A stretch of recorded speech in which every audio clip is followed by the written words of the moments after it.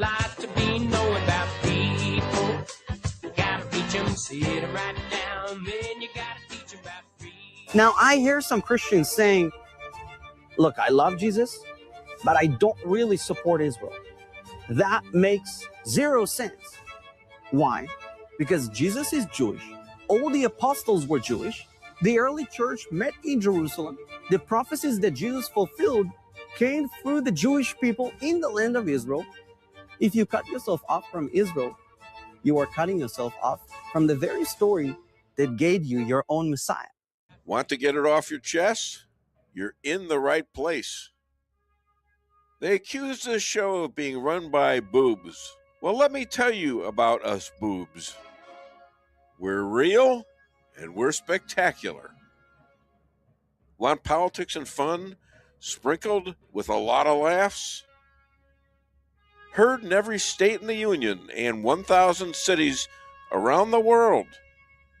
We just finished 17 years of broadcast excellence. Now in our 18th year. The Dave Weinbaum Show is streaming live all over the world.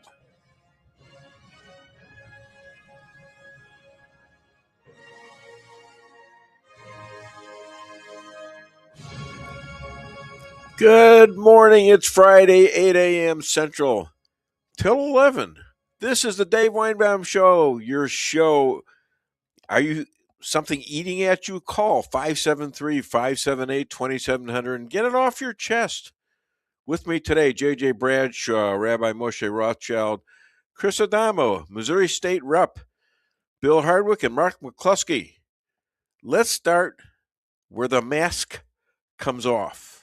Hassan Piker told his audience that if American Jews keep identifying with Israel, quote, someone's going to come around and take action, not against Israel, he said, but against American Jews. Then he blamed those same Jews for making anti-Semitism worse and called Israel the Jewish ISIS. That is not analysis.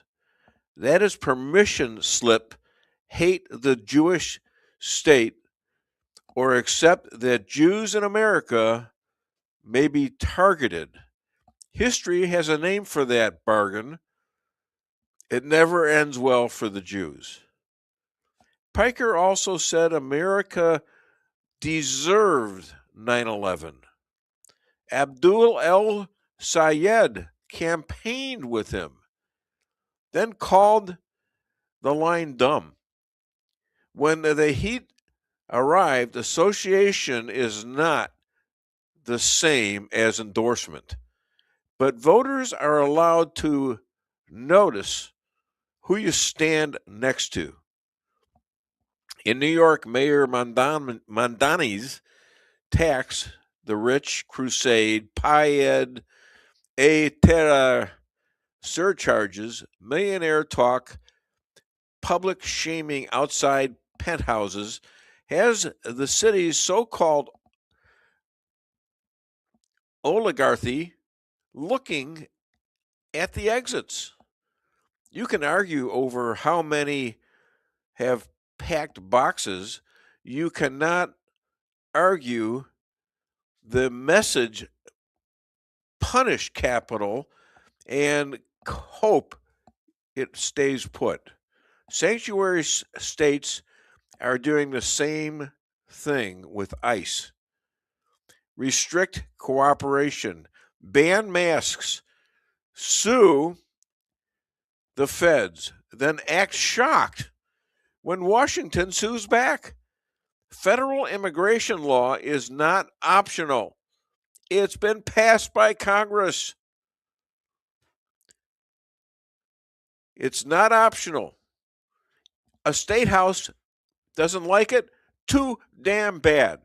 And for the people who still treat Jew hatred as modern protest, learn the Inquisition from Spain's 1492 expulsion through Portugal and the tribunals that ran into the 1800s and hunted by Catholics in those countries. Okay, we're here, and we have another clip. Yeah, and I've got it set up here to play. So we try to mix in a little bit of humor sometimes with this show. And I must say that a lot of the things that we do on the show are funny. This might be one of my favorite bits, just because I feel like it's so accurate. What is it? Do you got a setup for this? So we call this Dim Possums. This is basically what the Democrats do when this you is call their bluff. This is the Democrats who I've just hit, and look what's going to happen to them.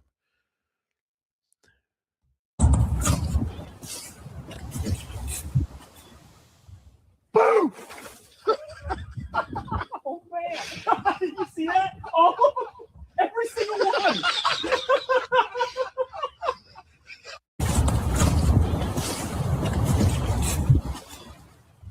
Boom! Oh man! Did you see that? Oh, every single one! Just like the possums, the Democrats, you call them on their bluff and yell boo. What do? Plunk, and they plop right down. Okay, we got a great show for you today, and we got JP here running it, and my wife will be in shortly, and we have Rabbi, and we have JJ, we have Chris Adamo, we've got Bill Hardwick, and the crazy man himself, Mark McCloskey. That should be interesting. And right now, I'm staring at a really handsome gentleman. And he is drinking his coffee, and he is about to appear as JJ's Justice Report right there. This guy is 257 years old or 258? We're 258 now, Dave. 258, okay. 258, you don't look a day over 257, of course. But he used to hang out with all these guys who are making up the Constitution, Jefferson and Washington and a couple others, and they used to hang out at the Ye Old Bar in Virginia and pick up pioneer women and all, and then discuss the Constitution. So he's a constitutional expert. Please welcome, all the way from Rolla, Missouri, J.J. Bradshaw. Well, good morning, Dave. Good morning. It's good to be with you again. It's always great to be with you. Your guest hosts are just fine, but they're not the original. So yeah, good to be with the original. You're about the original. You're about, aren't you? I don't know. Was it the first show, or it was 2008, so it's hard to say. Yeah, it was early on in KTTR. I decided I would be your first caller. Yeah, and, have been ever since. Where is that? Does that happen a lot in the show business? I don't think it does. I see these Fox News guys have been there forever, but my only exposure to show business is this show, so I'd say I have very limited experience in such things. But yeah, Dave, I got a couple of things on my mind that I think bear talking about. SCOTUS, the Supreme Court of the United States of America, an outfit that I have quite a bit of respect for now that it is mostly conservative. Didn't have much respect for it when it was mostly liberal. SCOTUS made a couple of decisions that I think are noteworthy. Donald J. Trump and his minions have been trying to get fair voting on a federal and state levels, ever since the election was stolen. He's been harping about it. And of course, these things have been in the courts for quite a while. U.S. District Judge Indira Talwani lifted an injunction. Well, what was the injunction? Donald Trump has directed the U.S. Postal Service to only mail in ballots to people who have been actually registered to vote, to U.S. citizens. So what he has said is states provide a list of registered citizen voters, and the Postal Service will only deliver to them. What's the big deal with the Postal Service? Now, explain it. Well, here's the problem. California sends a ballot to everyone that's ever breathed a ragged breath. In California, they can be dead, they can be non-citizens, they could have moved to Oregon. California doesn't care. And that is a bleeding wound as far as Trump is concerned. So he has directed the Postal Service, and the Postal Service has promulgated regulations to deliver ballots only to folks that are legitimate voters. Well, of course, a federal judge in Dira Talwani almost immediately placed a temporary injunction on that, saying that's not constitutional. Trump did an emergency appeal to the Supreme Court, and the Supreme Court, in an unsigned decision, said, nah, for the time being, that injunction is lifted, so this can proceed. Now, is it a done deal? Of course not. They're going to be fighting over this right up till Election Day. But it is noteworthy that the Supreme Court has taken a look at this thing and said, maybe Trump's got something here. Sure. Maybe this is a way around not passing the SAVE Act. And by the way, shame on our Senate, lousy slackers that they are, for not even taking that legislation up. There's a bunch of folks that are going to get primaried as a result of that thing. Okay, yeah, that's a real thorn in Trump's side right there. And it's a thorn in my side, Dave. Yeah, well, everybody should be pissed off. Doesn't that just frost your cookies that our stinking Senate can't even bring something up for a vote? What's wrong with these people? There are people that get on a short bus every morning that have got a lot more sense than these clowns that we hired as our senators. Shame on them. What's the big deal about this? Why do we need people to vote one way or the other? Well, we obviously want it to pass, but what does it reveal if they stop the vote? Oh, it reveals an awful lot, Dave. If you're against the SAVE Act and you look at this thing in its most basic form, you're against fair elections. Well, who would be against fair elections? Well, it would be the Democrat Party, who has cheated and stolen for decades. They don't want this thing to happen. They want to be able to cheat. That's the only way they can get their clown people in office. So, yeah, this is a big deal, Dave, for the average citizen on the street. He wants his vote counted. He wants fair elections. And let that fly as it may, okay? If it's Republican or Democrat, fine. Those of us who are honest citizens, all we want's a fair chance.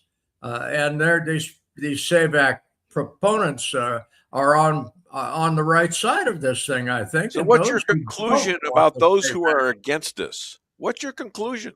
Is there a conclusion you can reach? They're criminals.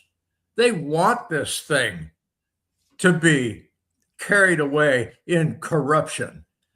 Shame on them. A pox on them. May bad diseases inhabit their bodies. Shame on them. Well, SCOTUS. This is number 2 in SCOTUS.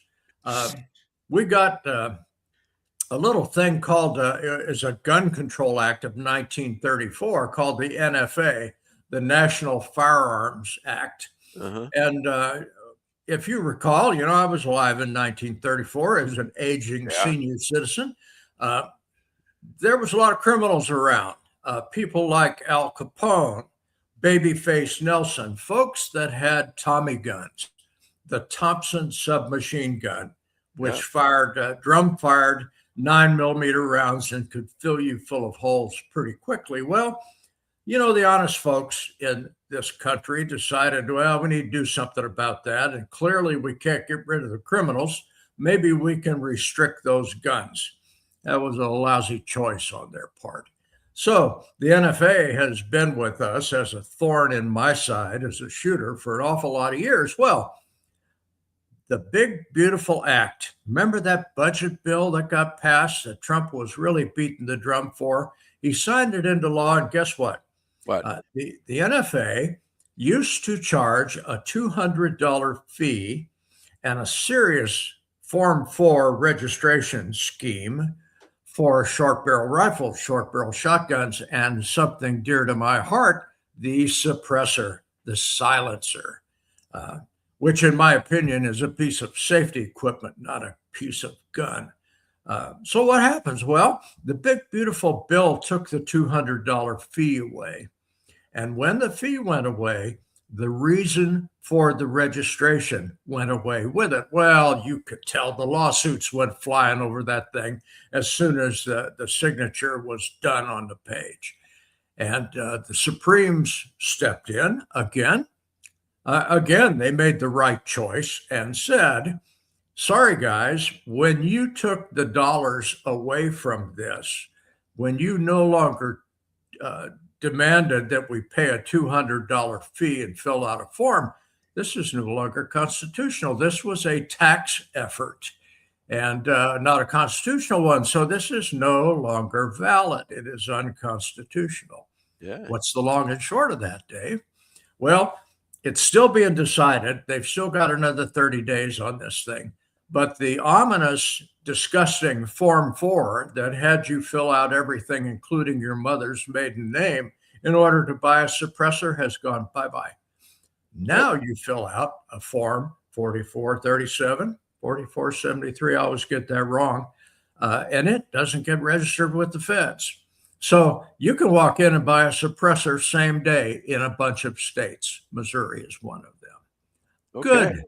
You know, my hearing is just about shot to hell because I've been shooting all these years, and even with hearing protection, it does a number on you. Now I can actually, as a law-abiding citizen, buy a suppressor and not have to jump through a bunch of government hoops and do another background check.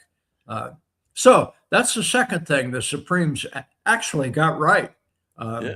My respect for them has increased, which is good because it was at an all-time low there during the Biden administration. So yeah, yay for that. All right. Well, let's make sure this becomes a habit, and with these people, and the longer we get away from the Biden administration, the better it looks. However, we still have these Democrats who don't have anything except to throw these guys like Hassan Piker and El Yassad or whatever his name is in our face. Yes. Every other day, and saying things like we approve of 9/11. They approve of it. Okay, what the hell does that mean? Well, they're anti-Semites for starters. Oh yeah, and, they're anti-United States of America. Now, these guys, for a long time, I thought these were outliers in the Democrat Party. They were just a bunch of kooks. For years, these were outliers. Yeah. And now they're becoming mainstream Democrats. Okay, James Carville, who I laugh at all the time because the guy's a nut job, but he is at least vocal and he does make some sense sometimes. If you get between the swear words, you can find some logic. No, it's fun to hear him cuss with a Southern accent. I look forward to that. So James Carville the other day mentioned those same nut jobs that you just mentioned by name and said, is this what we have become? Because if this is now the mainstream Democrat Party, we're going to lose every election that there is. You guys need to wake up. Most, in my opinion anyway, most Democrats are moderate Democrats. The man on the street, they're a Kennedy-style Democrat. They're not a Mamdani-style Democrat or an Ilhan Omar-style Democrat. They don't go for that stuff. Now, they've tolerated it. They've tolerated the leftist nut jobs for a good long while. But the question is, in November, which way are they going to vote? Yeah. Are they going to vote for the leftist nut jobs, or are they going to vote for their own well-being and stay middle-of-the-road Democrats? I would suggest to you that they're going to stay middle-of-the-road Democrats. Now, there's a bunch of pundits that are saying, oh, my God, the Republicans are going to lose their asses in November. I don't think so. I don't think we're going to see the red wave like we talked about a few election cycles ago. But I think we're going to see ourselves hold our own, mainly because we have an argument that makes sense. Yeah, but what about the polls? What about the polls? Screw the Trump is polls, down now in Dave. the polls. Screw a bunch of polls. Most of those Why? things are run by leftist nut jobs anyway. You Okay, got well, to pick there's and some truth choose. to that. When did Trump finally get approval that he was the elected president of the United States back in 2015, 2016? When did he get that? After the vote was in, and That's suddenly absolutely right. he was ahead. The pollsters got it wrong back then, and they're going to get it wrong again now. Well, it sure looks like in that. particular, let's talk about a Do they think we're Quinnipiac poll. stupid? Yes, they do. Well, yes, they do. Yes. And surprise, we're not. No. People that listen to your show tend to be fairly smart folks. Otherwise, they'd be out watching cartoons. So Why, thank you. this is a good thing that people are talking about these things, and people are reading these polls and saying, wait a minute, nobody I know thinks that way. So are these polls, are they slanted? Well, of course they are. If you look at a CNN poll, absolutely 100% leftist. Quinnipiac poll, maybe kind of centrist, maybe. MSNBC poll, left, nut job, no question about it. You just Even the got Fox polls are a little bit leftist. You know, Fox used to be fair and balanced, and I'm afraid they've gone the way of the dodo bird. And that I don't think they've always been fair and balanced. Oh, they were years ago. I think when one of the stars of the Fox News, when he starts in way back when on how the race was won, way before before all the counting was being done in Arizona. Do you remember that? And suddenly, what was the guy's name? Britt Bear. He said, "Looks like it's over." Yeah, come on. It wasn't there was no decision yet, and yet he said it early. That was his producers telling him to say that, and these are talking heads. Let's remember, there's not a one of these people that's independent. Oh, maybe Gutfeld is pretty independent guy. But the rest of these clowns are reading from a script. They're reading what their producers have written for them. And is that fair journalism? No, not even close. The days of a Chet Huntley or a David Brinkley are long gone. Walter Cronkite, somebody who's actually reading you the facts and you figure out what you think about it. That doesn't happen much anymore. Now, Fox is probably closer to the truth than a whole bunch of them, but you and I both use things like Breitbart and Newsmax and other sources that give you the bare and varnished, and you make your own decisions about it. And as I mentioned last week, I'm looking at stuff like Babylon Bee. It's funnier than hell. Yeah, I'm going to start pushing that stuff. But you and I have been forced to double check our sources at every turn now. We always verify because there's so much false news out there. And we have to occasionally go to MSNBC and CNN to see what kind of lunacy they're trying to push today. I want to know I can't stomach it much. I consider it part of the job. The worst part of the job, I'm cleaning the toilet is what I'm doing. It's terrible. I want to know what the nut jobs have to say just so I can get a chuckle once in a while. Otherwise, this would be depressing. Speaking of depressing, yes, somebody that is seriously ugly and stupid on top of it, Ilhan Omar. Ilhan Omar, nasty little piece of work that she is. You recall it's been alleged that she married her brother so that he could come in here and become a citizen of the United States as her husband. Well, they're finally getting around to prosecuting this gal. And there's talk of deportation because of immigration fraud as a result of that. Now, I did verify that with a second source, and that investigation is going on. The FBI has taken that over. Good. I'd like to see her sent back to Somaliland. She cheated, and you got all these other gals in there that are anti-American. They swore loyalty to the United States of America, and yet they're all over America disappearing. Oh, it's worse. You talked about anti-Semitism in your monologue briefly. These folks in Congress, for Pete's sake, are as anti-Semitic as you're going to get. If you ask Ilhan Omar, do you like any Jews? She's going to say, absolutely not. They all ought to be shot. Well, okay. Do I really want this as a congresswoman in my country? No. Ilhan, you and your ilk need to just pack Well, your I little don't showboat. think they're so hot on Christians too, quite frankly. Well, actually, they don't like anybody but Somalis. Okay. All right. Or if you want to say it, Muslims.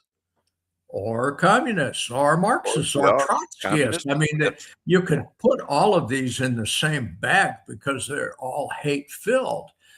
Their aim in life is to sow chaos. Well, congratulations, you've managed to get that done fairly effectively. But back to the Democrat Party for just a moment. They have swung so far left that the man in the street, the Kennedy Democrat, is looking at this and saying, where the hell did this come from? And the real question, the question that's burning is, how are they going to vote in November? Are they going to cross the aisle and vote for people that are talking about real change? People that are talking about making this country great again? Let's see, that would be MAGA, Donald Trump, some other folks, those of us with a conservative agenda. Or are they going to vote for the nut jobs that would make state-owned grocery stores the norm in New York City, or rent controls, which, by the way, has been a failure for 4 decades? Hey, let's try it again. You know, why not? That's the question that burns in my mind, Dave. How are they going to vote in November? Well, here's something that burns in my mind, and that is, why are there still Jews in the Democratic Party? I don't. What's it in there for them? Okay, and how can you support Israel, which is all of our homes in general? I don't know of anybody that did not at least have some touch with Israel. You know, my people came out of Russia, Romania, and places like that. Others came out of Africa, Spain via the Inquisition, things like that. We were all over the place, but we all wanted to be back in Israel. Napoleon said that he went into a synagogue in France, and they were praying for their synagogue to be rebuilt. And he says, I'll put money up for that. He says, well, you don't understand. Our synagogue was ruined in 1700 years ago. And he was stunned. Napoleon was stunned and said, you know, people who think like that are going to be coming back to their country. Yeah. People with a long view like that, pretty hard to beat. Pretty hard to beat. And you we have beat to them in the remember short that. term. You can kill a whole bunch of them, but you're going to lose in the end. Yeah. Well, yeah. I mean, you know, listen, America could be a stop for me. 3 generations and I'm out. I don't know. You know? I don't know either. It's a tough one. Yeah. Can I end up with some Minnesota fraud? We're coming up. You know what? You can take your time. The rabbi does not come on until 9:01. And how did that happen, Dave? Because I was following him all week, and he couldn't give me a time. Finally, when was it? Was it Thursday? I don't know. Late Wednesday. He says, I have a meeting. Well, he says, I have a meeting at 8:15 tomorrow, your time. So I said, well, fine. What about afterwards? What about, doing it on Thursday and playing it on Friday? Yeah. And finally, that's not the way I like to do it, but, I'll do it for guys like that. But finally he comes over. He says, I can't make it until 9 a.m. I says, all right, I'll break you a deal, 9:01. And he says, oh yeah, I can do that.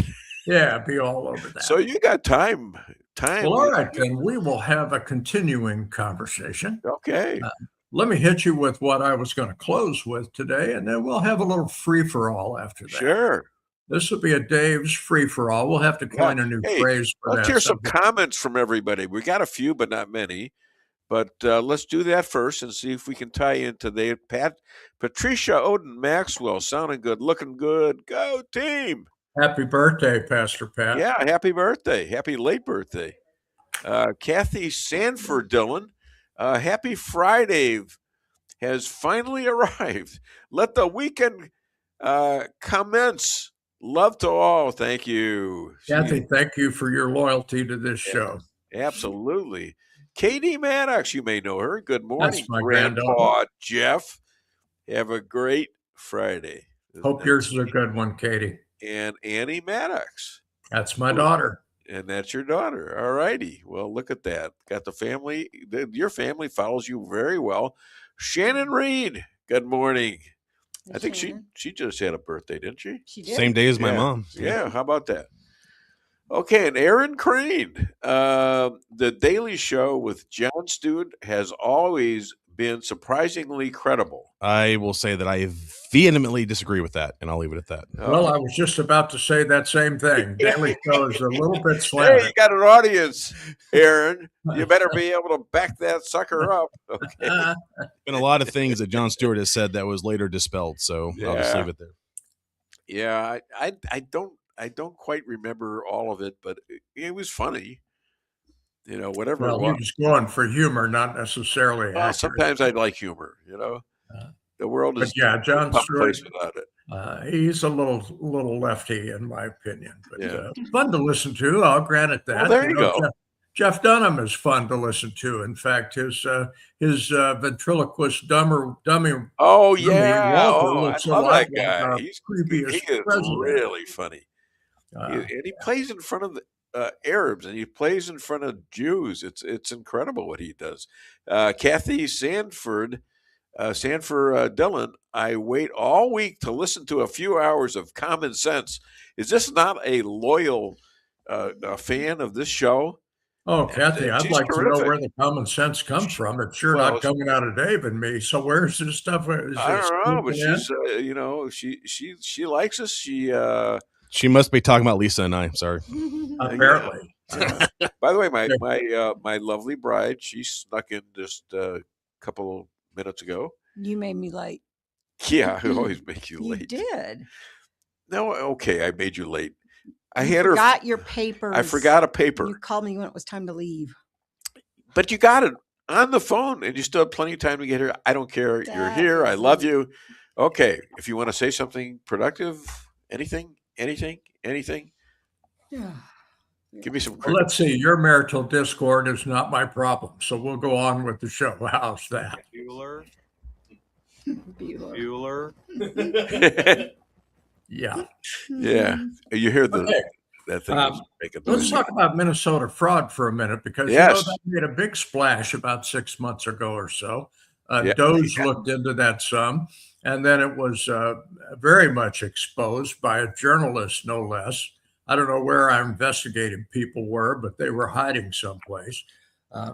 So as justice has ground on in Minnesota, let me give you some facts. I double-checked these last night. Feeding Our Future is the name of an organization up there that has just recently been proven to be 100% fraudulent.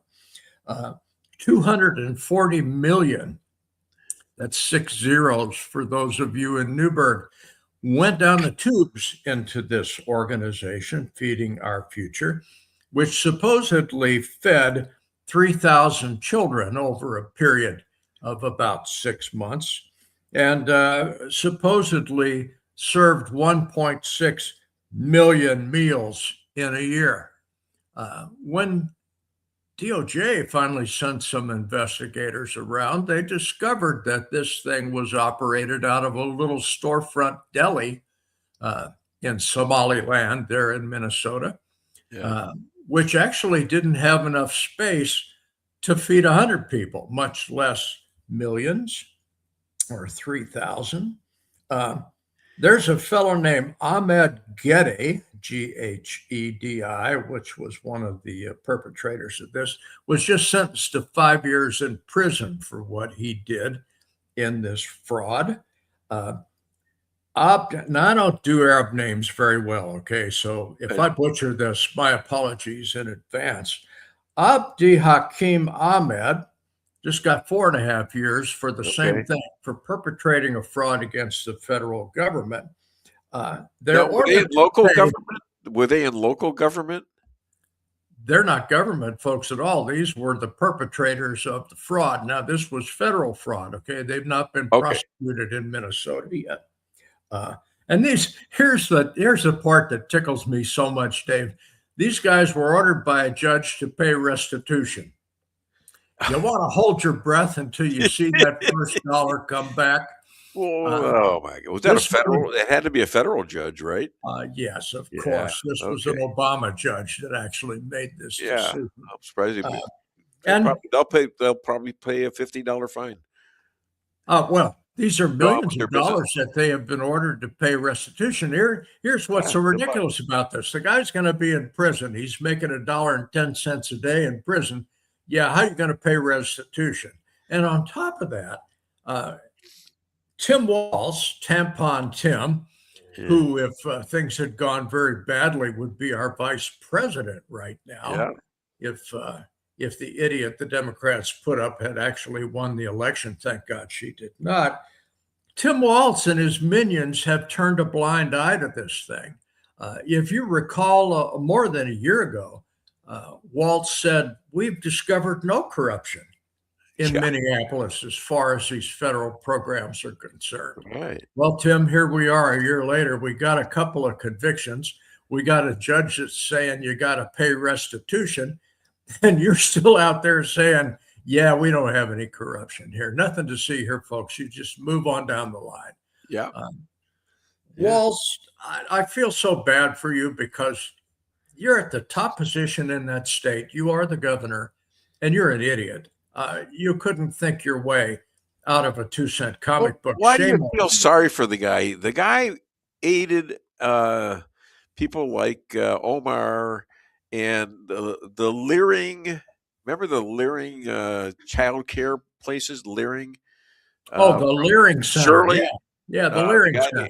The guy named Shirley, who is that young journalist. Nick Shirley. Brilliant.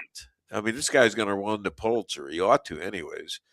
And this guy now he's like a persona non grata in a lot of states because he opened up Los Angeles fraud. Yeah, they actually have legislation banning him from some places because of what he has discovered. My hat's off to you, Nick. I think you did a fine job. And shame on the outfits that are required to investigate these things. Where was the FBI? Where was the Minnesota Department of Justice? Where were these guys hiding? Were they told to stand down by Tim Walz and his minions? Probably so. No, the FBI was too busy looking at the Trump house and Melania's underwear. Seriously. Dave, doesn't it disgust you that during the Obama and the Biden years, how corrupted these federal agencies, who are supposed to be apolitical, became? And look at the result of that. Now that we've got somebody that's lifting up the skirt and peering underneath, we find all these prosecutions that are all of a sudden occurring. Yeah, and the Democrats aren't saying anything about that. They're just saying, get us elected again, and we will put all these Republicans in jail. And yet Trump has avoided that, hasn't he? We'll make all these problems go away. We'll sweep them back under the carpet, which is where they were swept initially. Do you recall the headline last week where it would take 168 years to go through all of the documents that were discovered in the burn bag room? Yeah. Wow. Now, when I initially told you guys about that, I had a bunch of people say, Bradshaw, you're off. You're nuts. Not a chance in the world a government official would say that. Well, by golly, they did. And talk about stuff blowing up in their face. A whole bunch of pundits, even Democrat pundits, said, wait a minute, 168 years?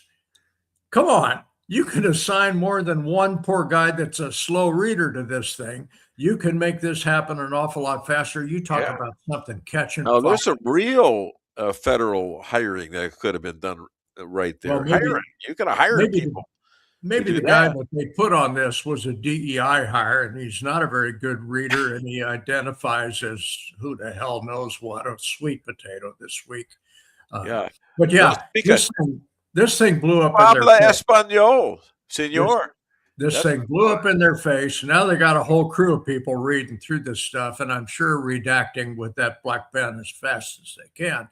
But apparently, what's come out of this, and if you remember, Bongino broke this thing about a year ago. Yeah. And said, oh, by the way, they found this room that everybody thought this stuff had been destroyed, and by golly, it wasn't. And so congratulations to you, Dan Bongino. You did a good job on that. Yeah, no, that's JP's department. Do you have a update on Bongino? What's he crazed about right now? I haven't got to listen to him as much the last couple of days, but I mean, JJ's right. He's the one that kind of broke this story, and he said there's gonna be more come out. He goes, it's gonna get real quiet for a while because we're trying to figure out what's actually in here. And then he came out later and said, when the news breaks, you're not gonna believe this. Yeah. And of course, they're gonna try to cry foul and say this is made up. He goes, but they thought this stuff was uncoverable. Yeah. And they were counting on winning the election and probably getting rid of it. And we have it. And you're not going to believe what we're finding now. And he didn't go on there and say immediately, look what we found. He waited till they started figuring out the contents. And then he said, oh boy, this is deep. Yeah. So, right. Well, okay. That 158 or 168 years. Let me tell you, they got some folks assigned to this, and I'll bet you a nickel, and I do not gamble. But I'll stick my neck out and bet you a nickel that right before the midterm elections, this thing blooms and a whole bunch of revelations are released to the public. Why would they do that? Well, to affect the election, of course. Us Republicans aren't above doing stuff like that. My God, the Democrats do dirty tricks every day. We're only doing it once. I'll bet a whole bunch of this gets released and looks dirty on the Democrats. Why? To try to get the election to go from the Republicans. I'd love to gain a couple of congressional seats and maybe 2 Senate seats. Yeah, bring it on.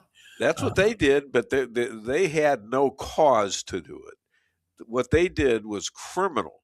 What we're doing is uncovering more of their criminality than anything else. They will say this was all done for political gain. Well, and maybe it is, but hey, justice is justice. If it badly affects your party, well, good, serves you right. Sure. So yeah, this is going to prove to be interesting, Dave. This has been so extraordinary. We got another thing from Aaron Crane.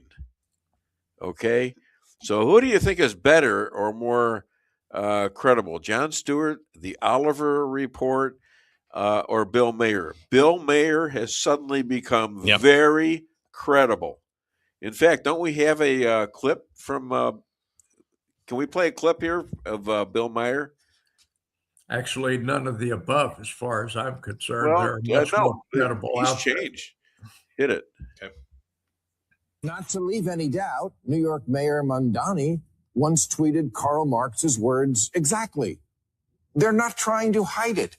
Their most popular influencer, Hassan Piker, thinks communism is so groovy. He laments the fall of the two of the most murderous regimes in history, the Soviet Union and Chairman Mao's China. Mamdani's aide, his top aide, Sia Weaver, said, if you don't believe in the government's sacred right to seize property, it's over, and impoverish the white middle class. What? That's a goal?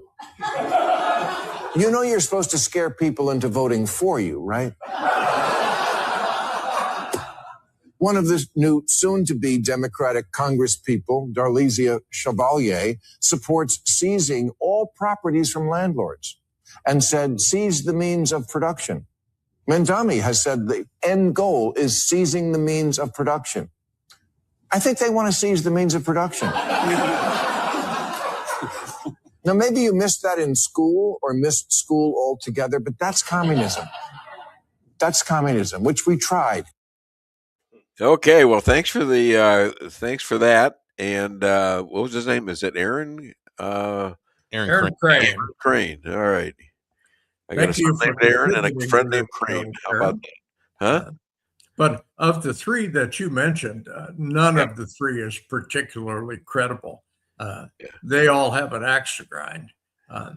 Now, sources that I use: Newsmax, pretty good. Breitbart, a little bit leftist, but largely credible. And some others. As a matter of fact, Rush Limbaugh's guy that gave him the stack of stuff every day. I don't recall his name at the moment, but he is publishing an internet blog every day that's got some pretty good teasers in it. Just the guy that used to work for him as a producer? Yeah, I know he's right. It's killing me that I can't remember that, but I didn't prep for that, so okay. But he's a pretty credible source. But Bill Maher, well, of the three that you mentioned, he might be the most credible, but he's the most credible out of non-credible folks. Jon Stewart, I mean, come on. What you get out of Stewart is opinion, and it's often wrapped in the guise of facts. So I don't buy that stuff too well. But like I said before, and I've said a number of times over the last year, Dave and I both have had to go with second sources on all the stuff that we talk about because there's so much fake out there. And some of that fake is done by AI, and it's pretty slick. I was just going to say that. I had a little intervention with AI last night. I almost didn't get a monologue out of him either because I was livid about something. I'm not going to talk about it. But, for years, I've been calling on them for facts about what was going on in the Biden administration and what's the deal with Trump and all this. And they were backing Biden. And I just didn't understand it.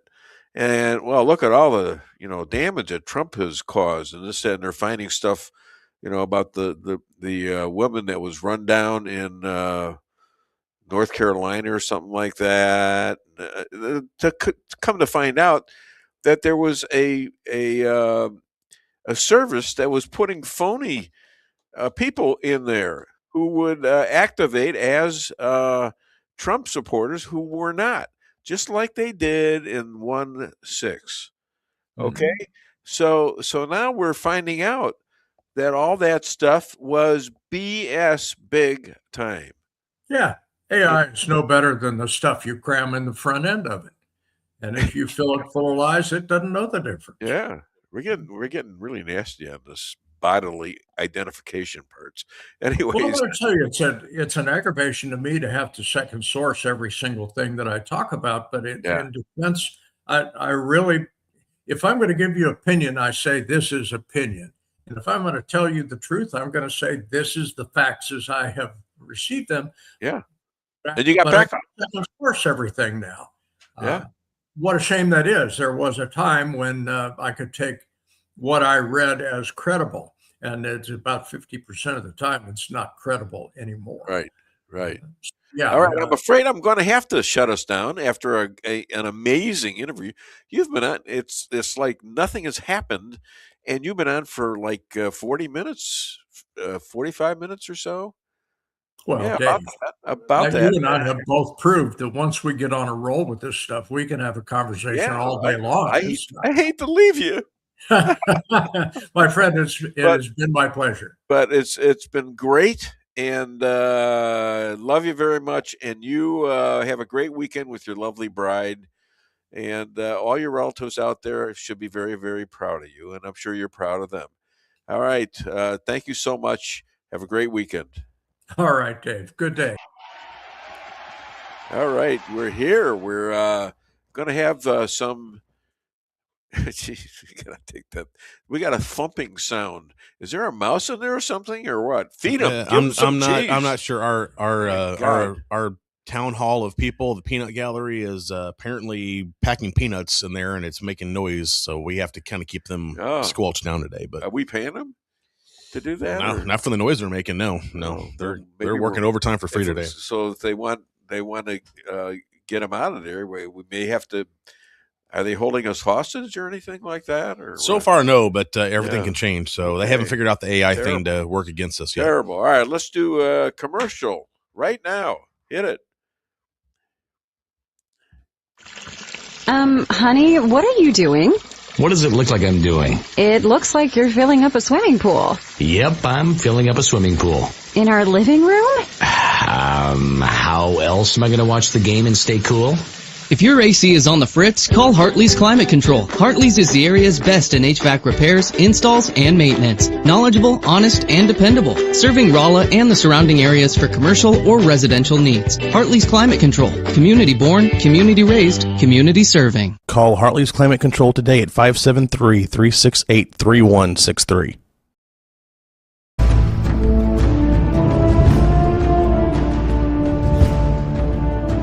Never be too coy to tell your friends and family about koi sushi and hibachi. Celebrate the best Chinese-Japanese restaurant in the Midwest. Call 573-426-5551 to make a reservation or order takeout. Locally owned, 1808 North Bishop, Rolla, Missouri.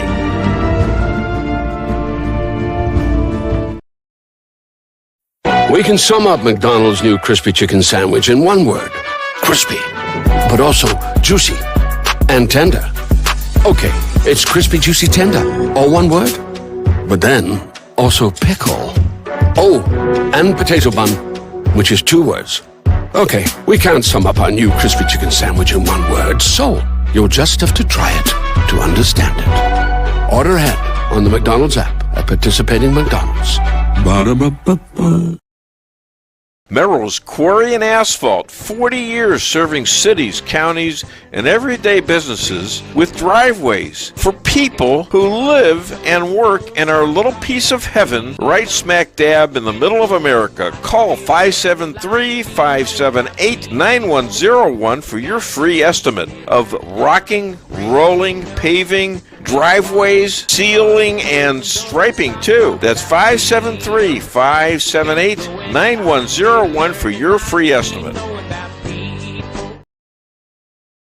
Your home is your castle. You don't need unwanted hassle. Don't let those creatures move in to stay. Let us protect your investments. That's what we're all about. Plank Termite and Pest Control will save the day. Plank is locally owned and family operated right here in Rolla, a Google preferred business. Our customer service and your satisfaction is our number one goal. So call Plank today at 368-3333. Plank Termite and Pest Control will save the day. At your locally owned Price Chopper, our standards are high because we know yours are. See for yourself what an incredible fresh selection of grocery items we have in store. Talk to our expert meat associates about what you're looking for. They're happy to meet any special requests like custom cuts, or see our expert produce associates on how to pick out the best fruits and vegetables. Quality in the deli means fresh, full flavor, and always delicious. If you're craving fresh baked goodness, we have that too. You can expect the best selection and the best value while interacting with our friendly and knowledgeable employees. You can find what you're looking for fast and easily at the best prices at Price Chopper. Fresh savings every day. Gotta reach 'em, sit 'em right down.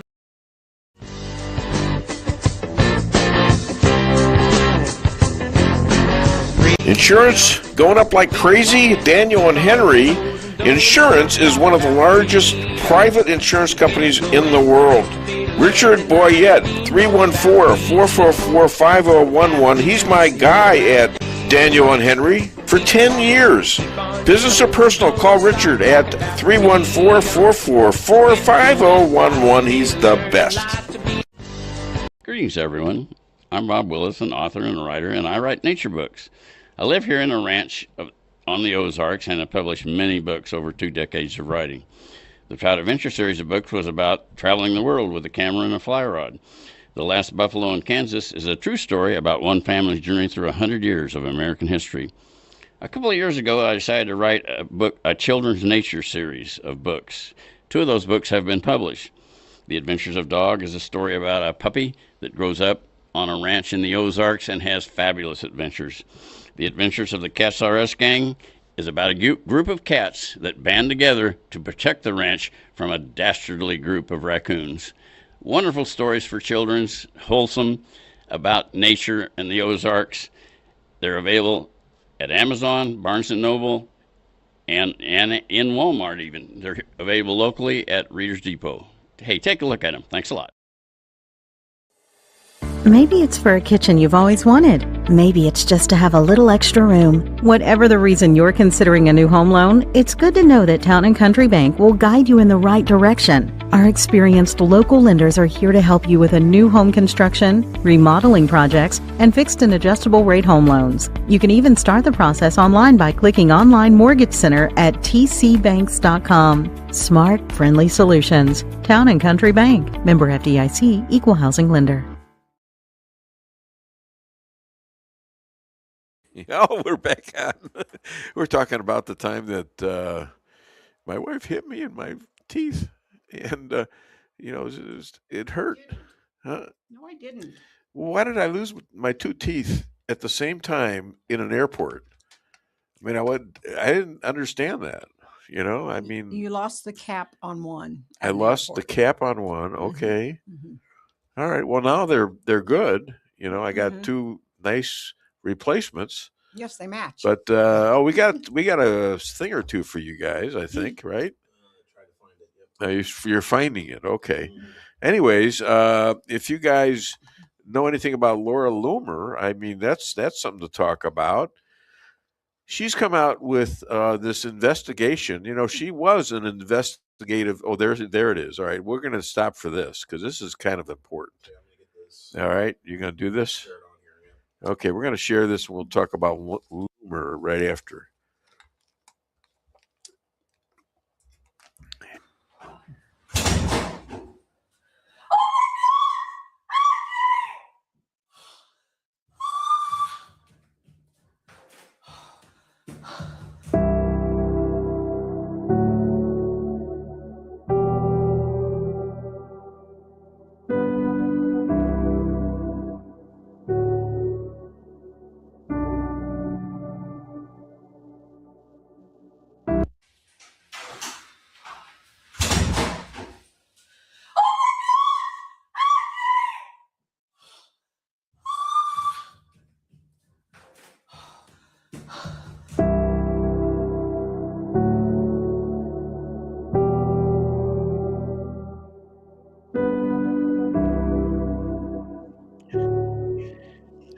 Like me trying to get the mop this week. The sprinkles sprayed my entire wood door. Yeah, this is my wife in action. All right, this is what she does. I love these kind of comedies because if you haven't seen them before, you don't know where they're going with this. There's another couple that does these all the time. Yeah, and that's good stuff right there. She's laying on the floor and she set him up. She's like trying to see how important she is, and she's laying on the floor. She goes, I think she's pregnant too in this one. Honey, there's a fire and it's spreading. Save what's most important to you. You only get one item. He goes, oh gosh. He runs and grabs his golf clubs and runs out. Damn right. And she looks like, what? There's a lot of funny stuff on there. We're finding it. Do you have anything? You have anything with? Let's see, Sophie Cunningham, maybe. Because the rabbi, he has 3 minutes to get on. Believe it or not, 3 minutes. 9:01. I gave him a little extra time. No, 1 minute. 1 minute. That's right. Well, I got a 9:30. I would have had to move the whole schedule. Away. I guess it depends. We've got two different things for Sophie, and it depends on if you want the regular one or the dance one. Let's do the regular one. Okay. There we go. So I'm gonna. Once it loads, yes. I'm going to pause this. Yes, and that's good. All right. You're going to like this. I think, if we ever get it. There we go. Oh, yeah. It always takes a second here to share these things. If it'll work with me. All right. There it is. There she is. Sophie Cunningham is a total superstar. This is the woman that immediately comes to Caitlin Clark's defense. But nobody else is willing to. The refs aren't. The WNBA certainly isn't. But Sophie Cunningham is. And she can do it with just a look and a point. Way to go. Basketball, it's changing. Sophie. Yeah. Now, one of my wife told me a couple years ago, she says, "Why are you watching women's basketball?" And it was when Catlin was playing for Iowa, and I said, "Because this is really good basketball, and I love basketball. I can't play it, but I love the sport. I could probably be an announcer for it, JP, in case you're looking to hire me somewhere down the road. I could probably do a pretty good job of it, and I get it." And she says, "Well, I just don't understand it." Well, okay. I mean, I do the same in baseball and football. I know all those sports pretty good. Jiu-jitsu, not bad. I don't know anything about it. So, but the rabbi is going to be here any second. Isn't that interesting? Okay, let's hear it. John Jeffrey Bradshaw. I enjoyed our conversation this morning. Made my day. And you know what? Every time I see you, you make my day. This is getting a little bit weird. Aaron, let's see. Aaron Crane, Aaron Parnas seems to be a very good independent news source. He's a graduate of Washington University Law School, I believe. Have you heard of him? I must say, I have never heard that name before. I've never heard of him before either. Where do I find him? Good question. Yeah, see, now he's going to come into the conversation, and we're going to have a conversation with this guy. Anyone want to get on the show, 573-578-2700, or... Well, you can also reach us through comment on Facebook, X, YouTube, and Rumble. Yeah, and I was going to talk about Laura Loomer. I don't know if I have enough time because the rabbi's now officially late, I think. Yeah, he is. He's late. Late. All right, he'll be on soon. But Laura Loomer has done a lot of amazing work. And one of the things that she's done is discover that a lot of the Muslim churches, or as we call them, mosques, are storing weapons. They're storing weapons all over the world. All right, it's not just in USA. It's not just in Europe or in the Middle East. All over the world, they are stocking stuff for future invasions, like they tried in Israel. In Israel, where now the people there in Gaza and all that, they're saying, "Oh no, the Jews caused this."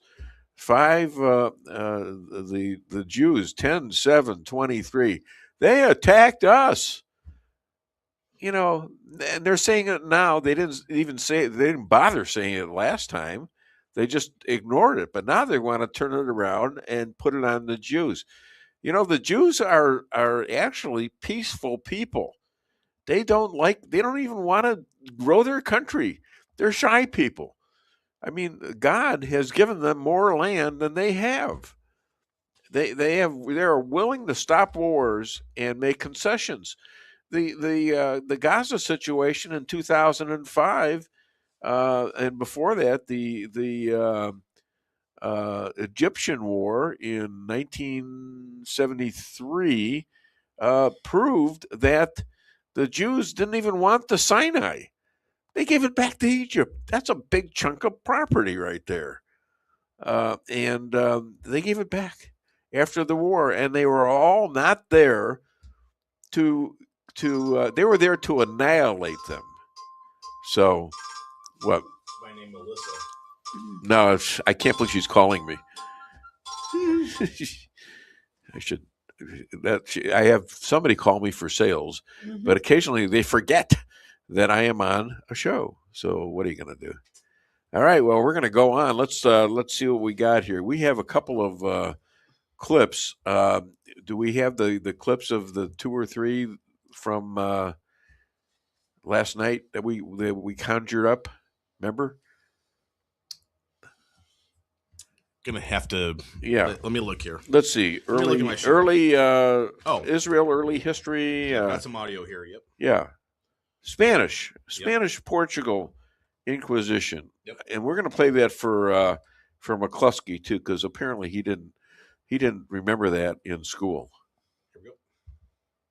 The Spanish crown thought they could wipe out an entire people with one law. 500 years later, these communities are still there. In 1492, the king and queen of Spain told every Jewish person in the country that they had 4 months to pack up and leave. Not some of them, all of them. 300,000 people who had been living there for over 800 years, building lives, building businesses, building entire Jewish communities, gone. Some of them ran to Portugal, thinking they would be safe there. The king of Portugal let them in at first, then he changed his mind, locked every port so nobody could escape, and forced every single Jew in the country to convert to Christianity all in one day. And here's the part that most people never hear. For the next 300 years, these families kept their Jewish identity completely secret. They lit candles inside closets so no one outside could see. They whispered prayers behind closed doors. They passed down their traditions and code so their kids would remember what they really were, even if they could never say it out loud.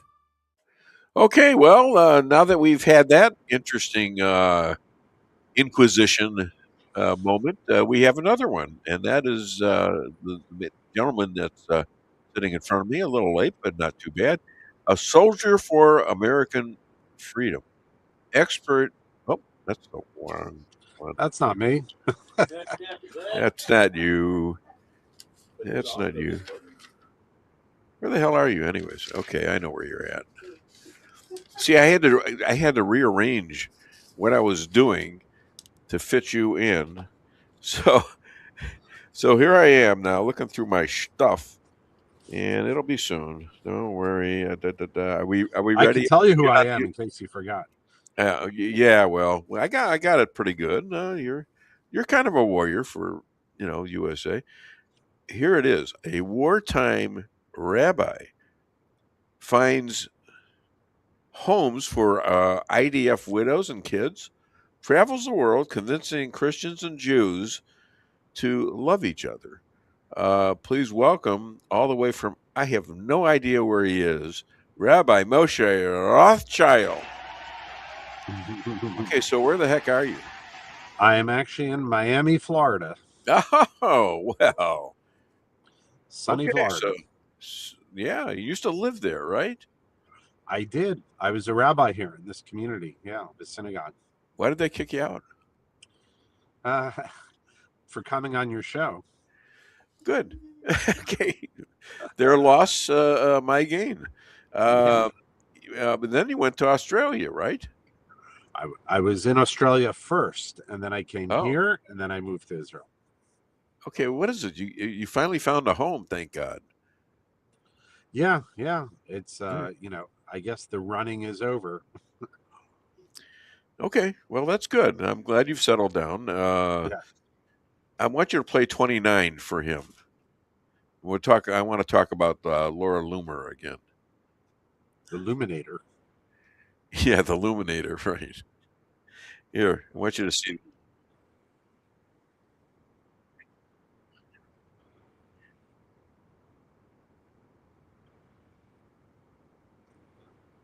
A little louder.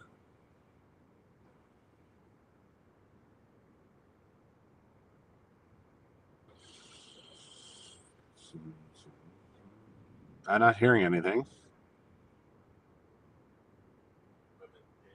Here you go. All right. Did you hear that, Rabbi? No, I didn't hear anything. Okay, give me a second. I'm gonna have to share it then. I was hoping it would. It's not cooperating with that. So it was the one I have where to do it another way. Okay, you're gonna do it another way. I'm gonna share it and then we'll play it. Okay. That's right. And then when in the Bible, it says it in the Torah and the Tanakh, love your neighbor like yourself. And in the New Testament, for Christians, Jesus repeats that. Who was he talking to? He was living amongst Jews.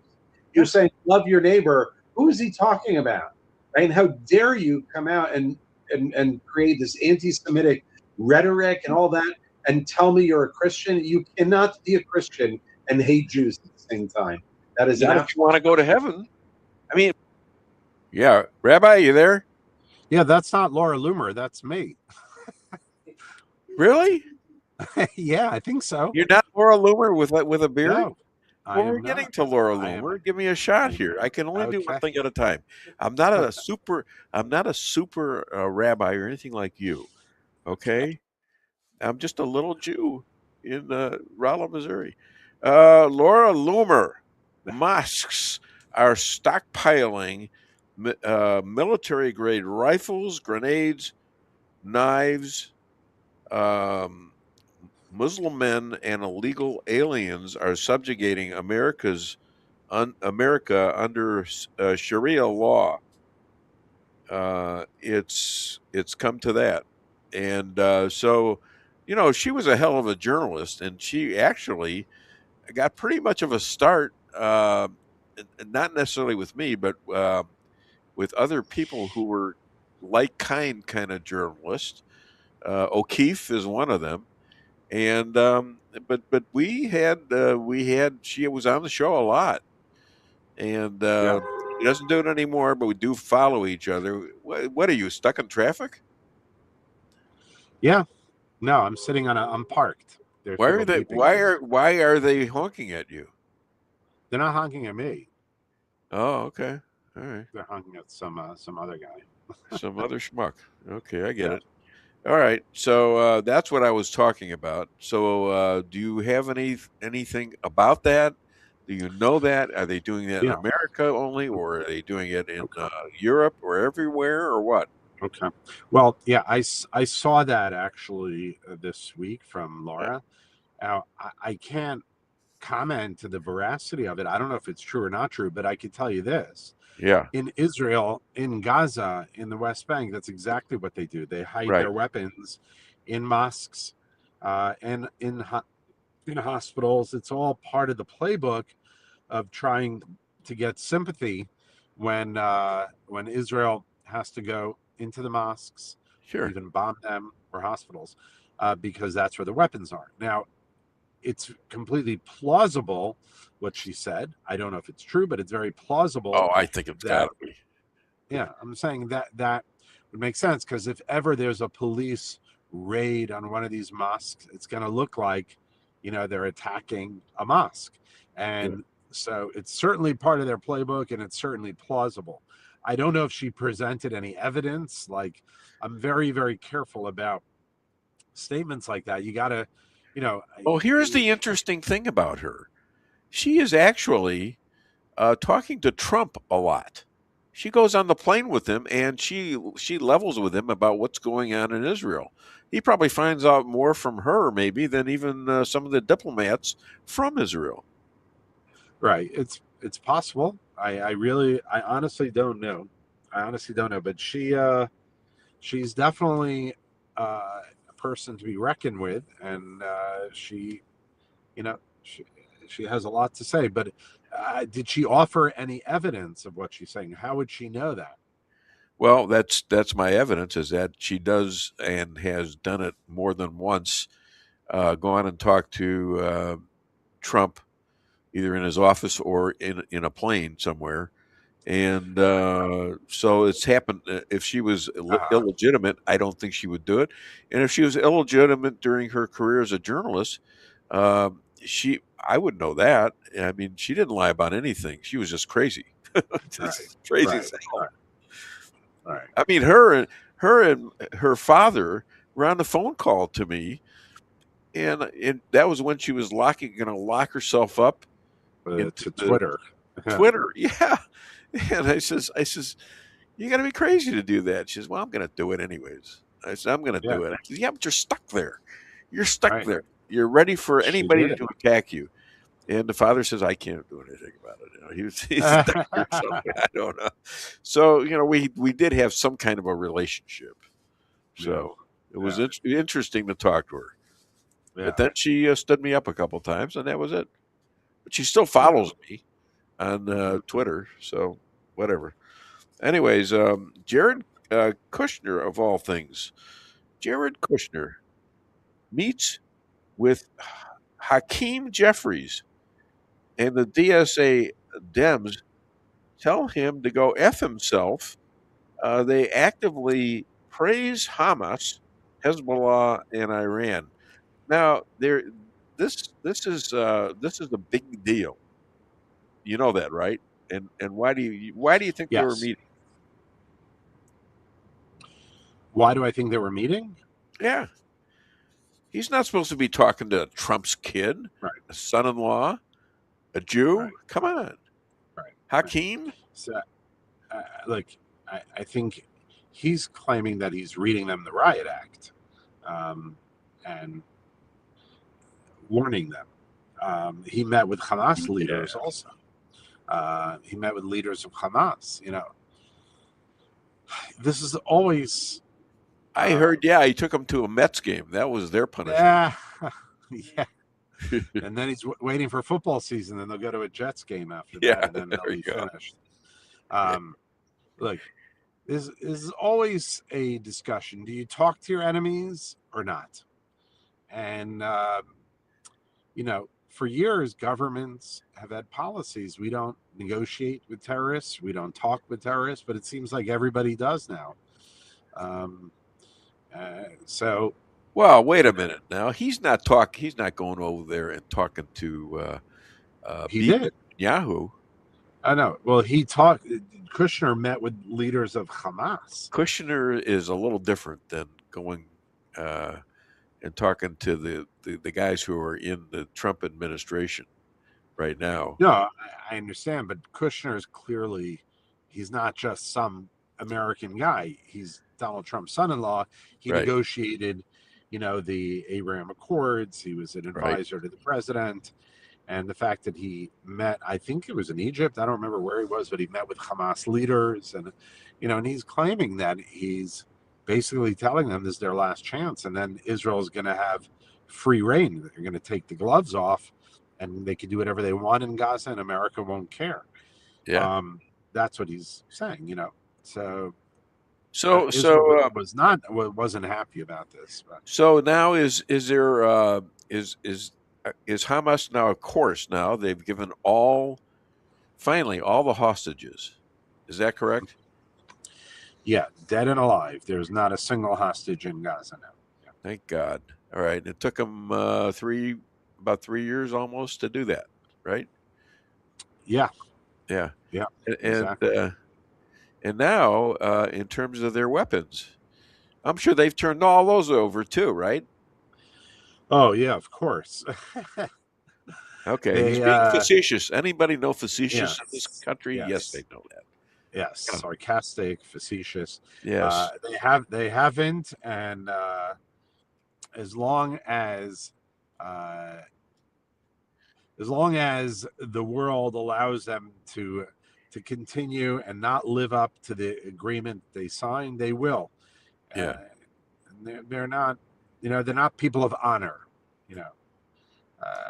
As I mentioned to you, this is this takia that they're allowed to lie for the sake of furthering their positions, which is what they do. And so I'm not at all hopeful, even though they signed it, that they're going to really give up their weapons.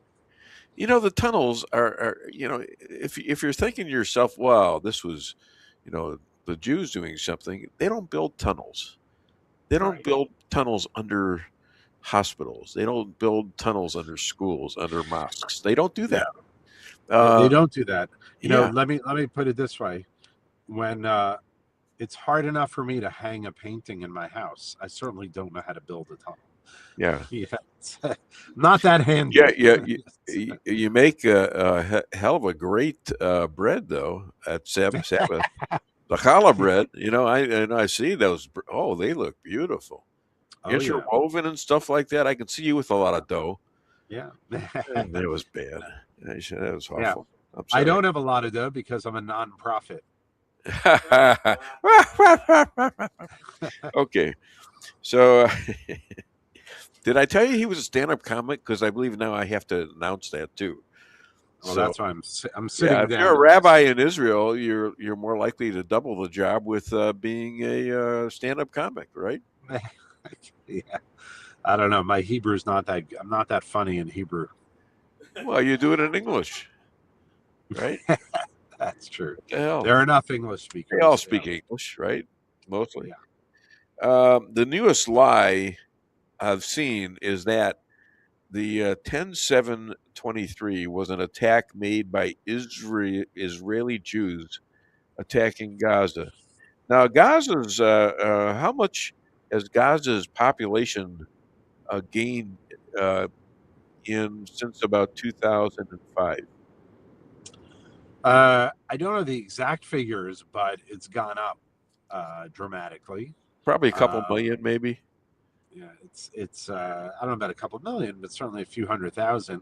So if It's you gone up dramatically. massacre a whole area like that, it's not even a city. It's a nice slice of Mediterranean beachfront, and they're saying that the Jews killed almost all of them. How do they grow in population Yeah, like well, that?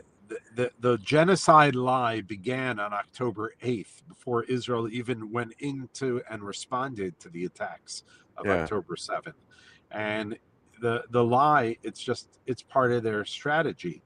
I think I mentioned to you last week, if you do the numbers, it'll take about 800 more years to finish the genocide at the pace we're going. Yeah. Wow. So I don't think that anyone should take it seriously, because you got to remember, it's like, think of from the American perspective. Al Qaeda takes down the World Trade Center, and then you're going to trust Al Qaeda's news? You're going to trust Al Qaeda to tell you what's really going on? No, not at all. So these figures out of Gaza, for example, when they say 70,000 killed, now those numbers include Hamas fighters, which they'll claim there's none. Those numbers include people that just died of natural death over the last 3 years. So that number is actually Or probably the people who were protesting Gaza, protesting Hamas said were they killed themselves. They killed them too. Correct. And Am I wrong? those numbers, yeah, that number is ridiculous. I think there's been more people killed in Chicago in the last 3 years than. Now you're pushing it. You're pushing it. I don't know. Anyways, Hassan. Oh, wait a minute. I want to tell you about this one about Bibi saves Trump from the plane attack, and there was a alleged assassination attempt on Yair. Yair. Yeah, it's not Yair. alleged. It actually Yair, happened. his son. Yeah. Well, tell me about those.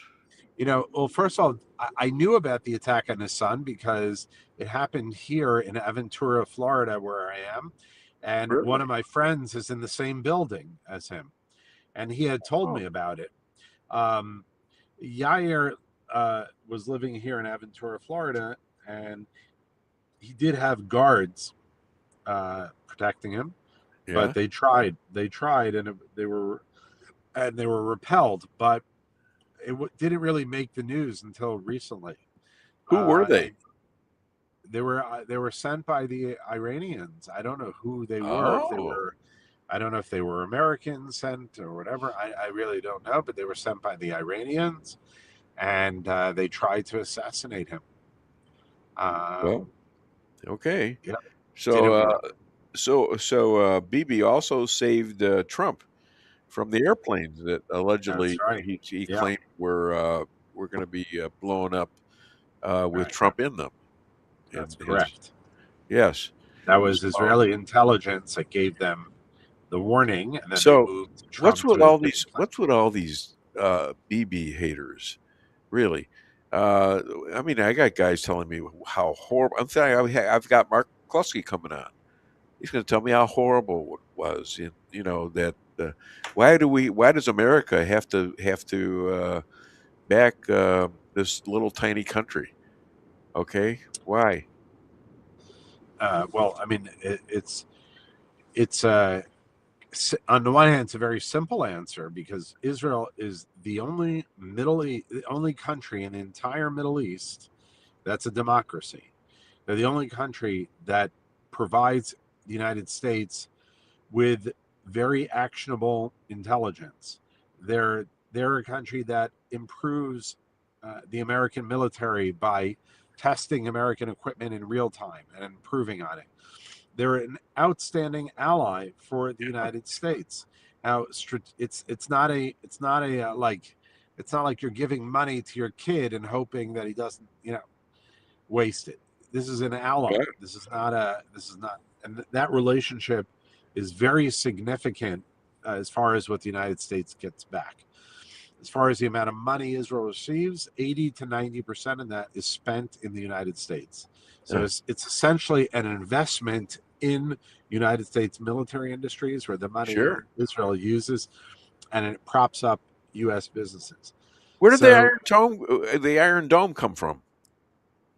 Well, the Iron Dome was developed in conjunction between the United States and Israel. And Biden didn't want it. That was back in the Reagan years, for goodness sakes. Right. I'm not even talking about that, even simpler things. For example, I met a guy in Texas who builds army bases. That's his business. And Israel paid him, his Texas company, to build an army base in Israel.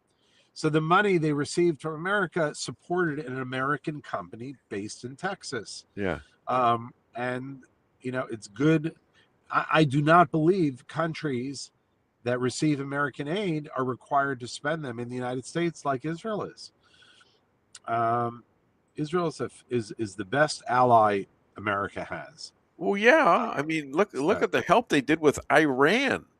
I mean, they're a deadly force to Iran, and Iran is a deadly force to Israel. I mean, they're right next door, and they own all the little puppets around them. You know?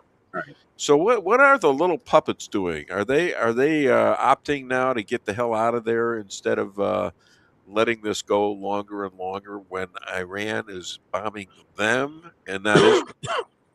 No, not at all. No matter how irrational or how bad it is for them, they will just hold on.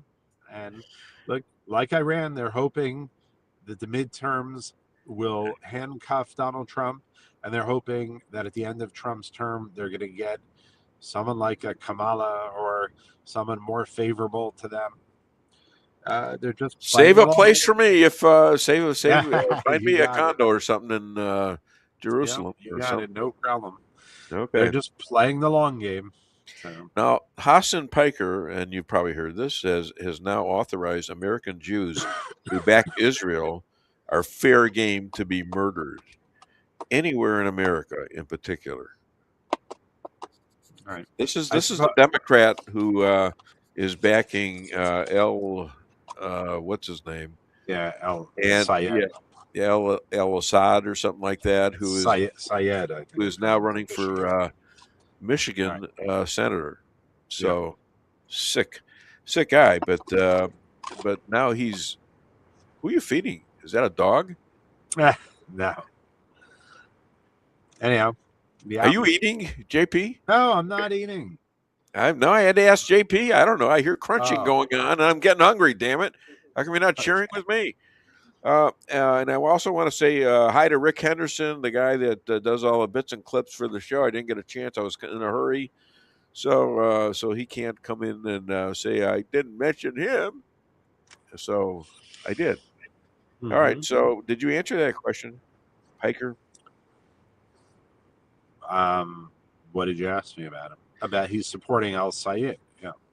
No, he's supporting the attacks. Yeah, on Jews in America, anywhere in the world, as long as they're as long as they're with Israel too, as long as they're supporting Israel. Right. I've never heard this openness like that. Have you? Not really, not to that extent. He's a sick puppy. He should be arrested for inciting violence. Yeah. And he's a multimillionaire too. All right, Rabbi. Other than the Dave Weinbaum Show, where can people find you and buy your book, which is? I wrote this down too. Damn it! Yeah, Secrets of the Hebrew Bible. Huh? I think we lost it. Oh, yep. I did. Well, okay. But if you want to buy his book, you can go to Secrets of the Hebrew Bible. There's the link there on the screen. Also, it's in the comments. And If you want to get more information, you can go to israelalliance.org or go to Facebook and search for Global Israel Alliance. And we got Rabbi back with us to wrap up. Okay, Rabbi, what happened? Yeah, I got to get going. My wife's calling me from Israel. When she called, it interrupted the connection. So she's going to call. I see it. Well, She's going to call again in a second, and wondering all why those great kids you got. And Shabbat Shalom. You got it. All right. Shabbat Shalom, guys. Thank nice you. talking. Okay. Yes. Take care. Bye-bye. Bye-bye. Okay, ladies and gentlemen, we have our next guest waiting on us. He's an author, an expert in Marxism and communism. He loves Wyoming, and he's a pizza arenado or something like that. I can't even read my own damn aficionado. Aficionado. I don't have an O and I don't have a F. All right. Well, what the hell? He likes pizza. Okay. Can you believe me with that? What is happening down here? Can you talk? Can you hear me? Yeah, I can hear you. Okay. Good. Okay. So Weingarten, who is the school union's head, her new site directing people to shop at stores other than Target because they are silent on ICE. Now, what the hell has she got to do with that? Well, I think we could talk all day about this, and we should. Yeah. What we see going on in the country right now is we see these unbelievable the insanity, and particularly among those coming out of government schools. And she's supposed to be head of the teachers union. Okay, now a union supposedly is about protecting the workers that work in a particular environment, keeping them safe and helping them to to get decent pay and holidays and stuff like this. Leftists, everything that they infest, they destroy. So unions, and it's been this way for many years now, unions, they take the dues money that's in many states, it's compulsory. You can't be a member of any kind of a union environment. You have to pay the dues. Any kind of a labor environment, they include the teachers on this. They take the money and they use it for left-wing political causes. Two things happen here. Number one, they're advancing this ridiculous, venomous agenda that you just described. And we can expound way beyond that because it's the whole LGBTQ, XYZ, ABC, whatever. The whole pro-abortion thing. They go on and on. It's a purely political agenda. They're turning these students, using your tax dollars, they're turning these students into little pawns for they're not trying to educate them so they can be successful citizens. They want to make them little pawns. Their grades are going up, aren't they? The test scores are going down, and we can talk about that in a minute too. But they want to make them foot soldiers in their war for social change. Okay, so everything you hear about these people, where is there anything in what she says? Where is there anything about helping teachers to properly educate students in, remember this, reading, writing, arithmetic, real American history? Where there's nothing about it. That is such a low priority. As a matter of fact. And people are going to recoil at this, but if you watch the pattern, it's here. That the school system, the way it's set up right now, the worse the test scores get, the dumber the kids get, the more they get to go to the legislatures and say, hey, scores are down. We need more teacher pay. Send us more money. So if the worse you do, the more money you get. What incentive is there ever to fix things? Well, this is a scam they've been pulling for decades. What Marxism is all about. Absolutely. Create a mess and then present yourself as the savior. Bingo. And and we're the subjects. We're the people that don't have enough money to fix the problem. Yeah. The problem is very deliberately implemented so that they can come in and be the saviors. If you turn over, in this case, you turn over your money and eventually you turn over your private property, your rights, everything else to them, and they'll create utopia. Now this is coming before the Wyoming report I'm going to ask you about, but has the jury come in on the retching case of Lindsay Claney Is that Clancy? Clancy, yes.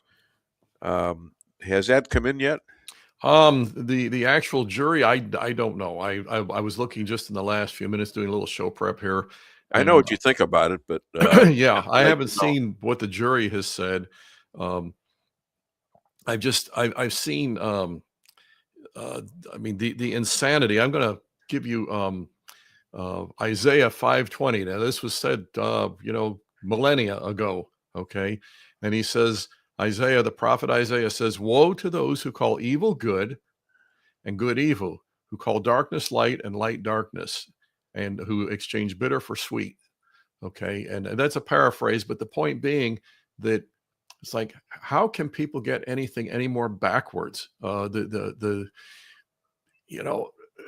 Well, let's call a man a woman, okay? And we would have been laughed out of the room a few years back, and now, you have to agree with that. Oh, now we're attacked physically. Yeah, and if some kid wants to say he's a bird and strap wings to his back and jump off a building and flap his arms, if you try to interfere with that, you're the hate monger. And so, they've literally pushed things to this point where it's like, how can they get things any more backwards? Now, I ask that rhetorically because I will tell you this: every time we think they can't get any lower, any more despicable in this kind of stuff, they prove us wrong, and they do it. So, what are you saying? What you're feeling about? Because this is a very unusual case. This is a case of where the client is the one that's saying that she's got, without saying it, her lawyers are. She's very, very unsteady about herself. She keeps having these urges to kill her children and herself, and finally, it's taken a lot of different drugs, seeing a lot of psychiatrists and things like that. And what she does is she kind of set it up and says there's a male that called her, although she doesn't identify him. And sure enough, very shortly after, she kills her children. Okay, let me just give you something to think about here now. Go ahead. If instead of murdering her children this way, if they had been in the local Walmart and her children had been acting up and she picked them up and paddled their butts and set them in the cart and said, "You behave yourselves," she would have been turned into family services, and she would be in jail by now. There wouldn't be any question about it, because spanking your children to stop them from behaving badly, I mean, that's evil, and she would have been stopped there, okay? And there wouldn't have been any question that she was a bad person. She strangled her children. Yeah. And this is not they show it in the movies. It looks kind of sanitized. You hold somebody and they fall over. But there were 3 children, and the 2 children who weren't being killed were watching this. This is it's monstrous. And what do we have? The same people that would have put her immediately in jail if she had paddled her children and said, "Behave yourselves." Yeah. These same people, now that she murdered her children, are making excuses for her. And you want to hear the worst part, Dave? The worst part is that things have gotten to this point because our side has let it. We have backed off each step of the way while they advance, and we try to find common ground, and they say, "Well, you're being hateful, you're being judgmental," as if that statement isn't a judgmental statement. They accuse us, and we back off, and we cede ground to them, and this is where it goes. Well, we're coming around, but I don't know if it's going to be quick enough. But and then you have the basketball, the WNBA teams, where you have these 2 professional giants in men's basketball who are not working with men's professional teams anymore. One from the Boston Celtics, and they're claiming, well, they're having feelings like they have a lot of women in them, and they want to play in the WNBA, and so the WBNA is now they're caught. They don't know what to do, and I'll be honest with you. I don't know if these guys because I haven't watched that one that closely. I've seen a few things about it.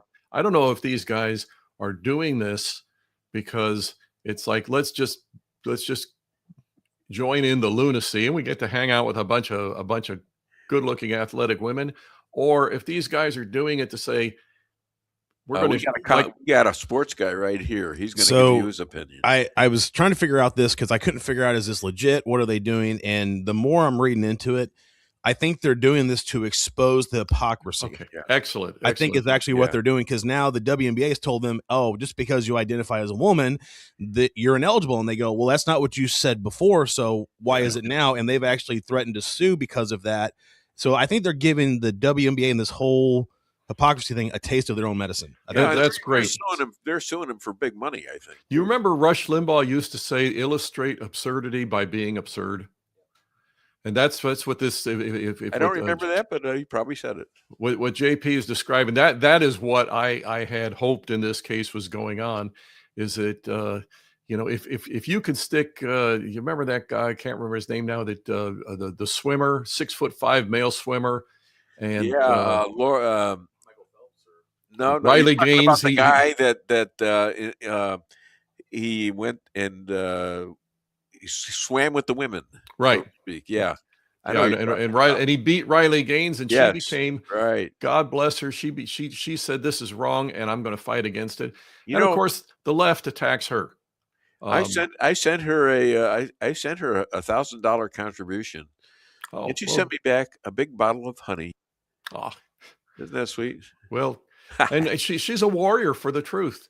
And the thing is, these things absolutely need to be confronted. And now this Sophie Cunningham, I don't know if you're familiar with her or not. Is she the one they show pointing her finger?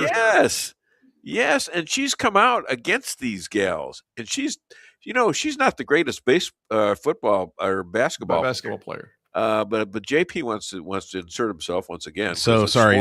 Here with Sophie Cunningham, one thing I love about her is she does her thing. She makes her stance. Then she's getting booed at all these arenas because of her stance, and they ask her, "Does it bother you?" She goes, "No," and she doubles down on it. Yeah, she's tough, and she doesn't take any crap. I mean, this is how it's done, and she will fight them. Now the worst thing that can happen here, and again, this is where when I said a few minutes ago, I said our side is to blame. The worst thing that can happen would be for her to try to appease these people and find common ground and say, well, okay, maybe I was too harsh there and I didn't mean to say.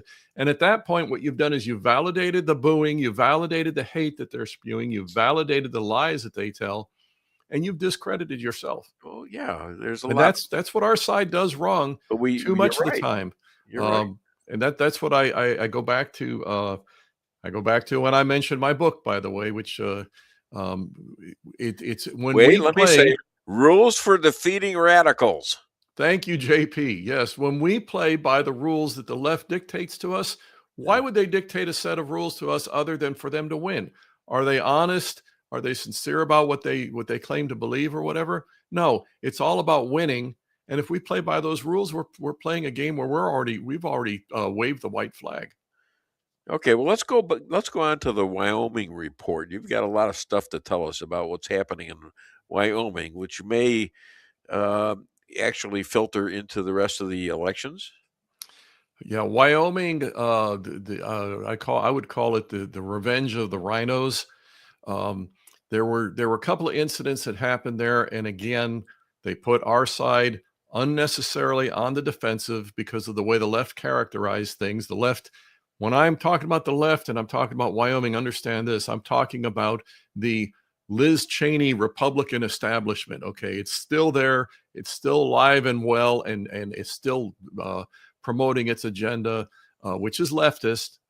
It does it under a banner of lies.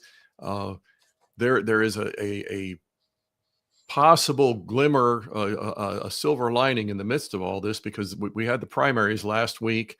And it was devastating for the real conservatives because they had been Alinsky'd, they'd been vilified by the rhinos, and so a lot of good incumbent conservatives lost in the primary to a bunch of liberals. Yeah. Okay, now including the governor's race. Now, the governor's race right now, the Republican candidate is a guy named Eric Barlow.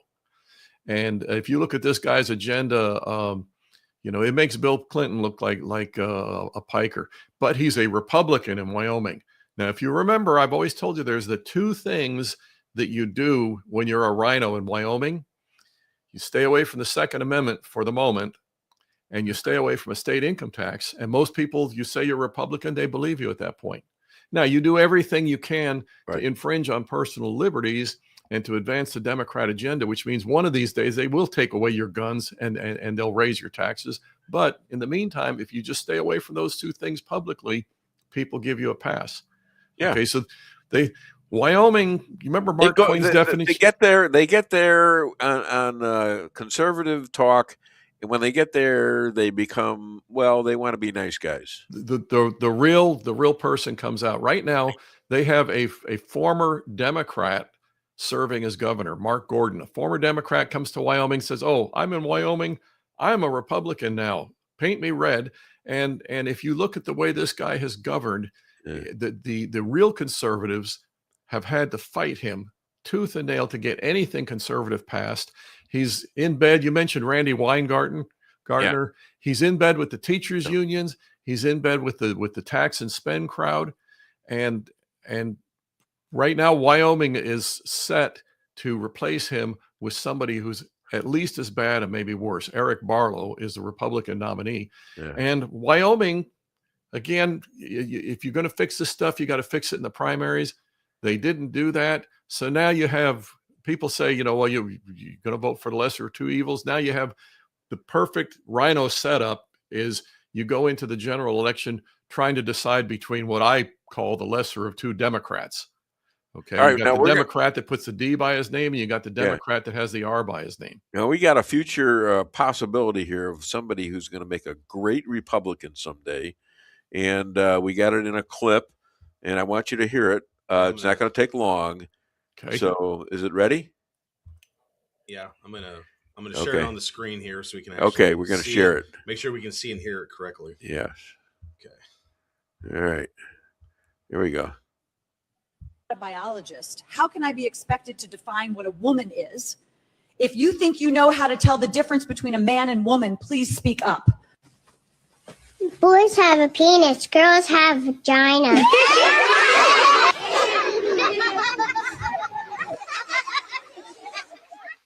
I am not a biologist. Yeah. Okay. What do you think of that? It's common sense. You know what? Yeah. Common sense when your agenda is lies, when your agenda is evil, common sense is hate speech. Yeah, should be. I mean, it's amazing. It's amazing. But we have a woman on the Supreme Court, and by the way, she's a woman.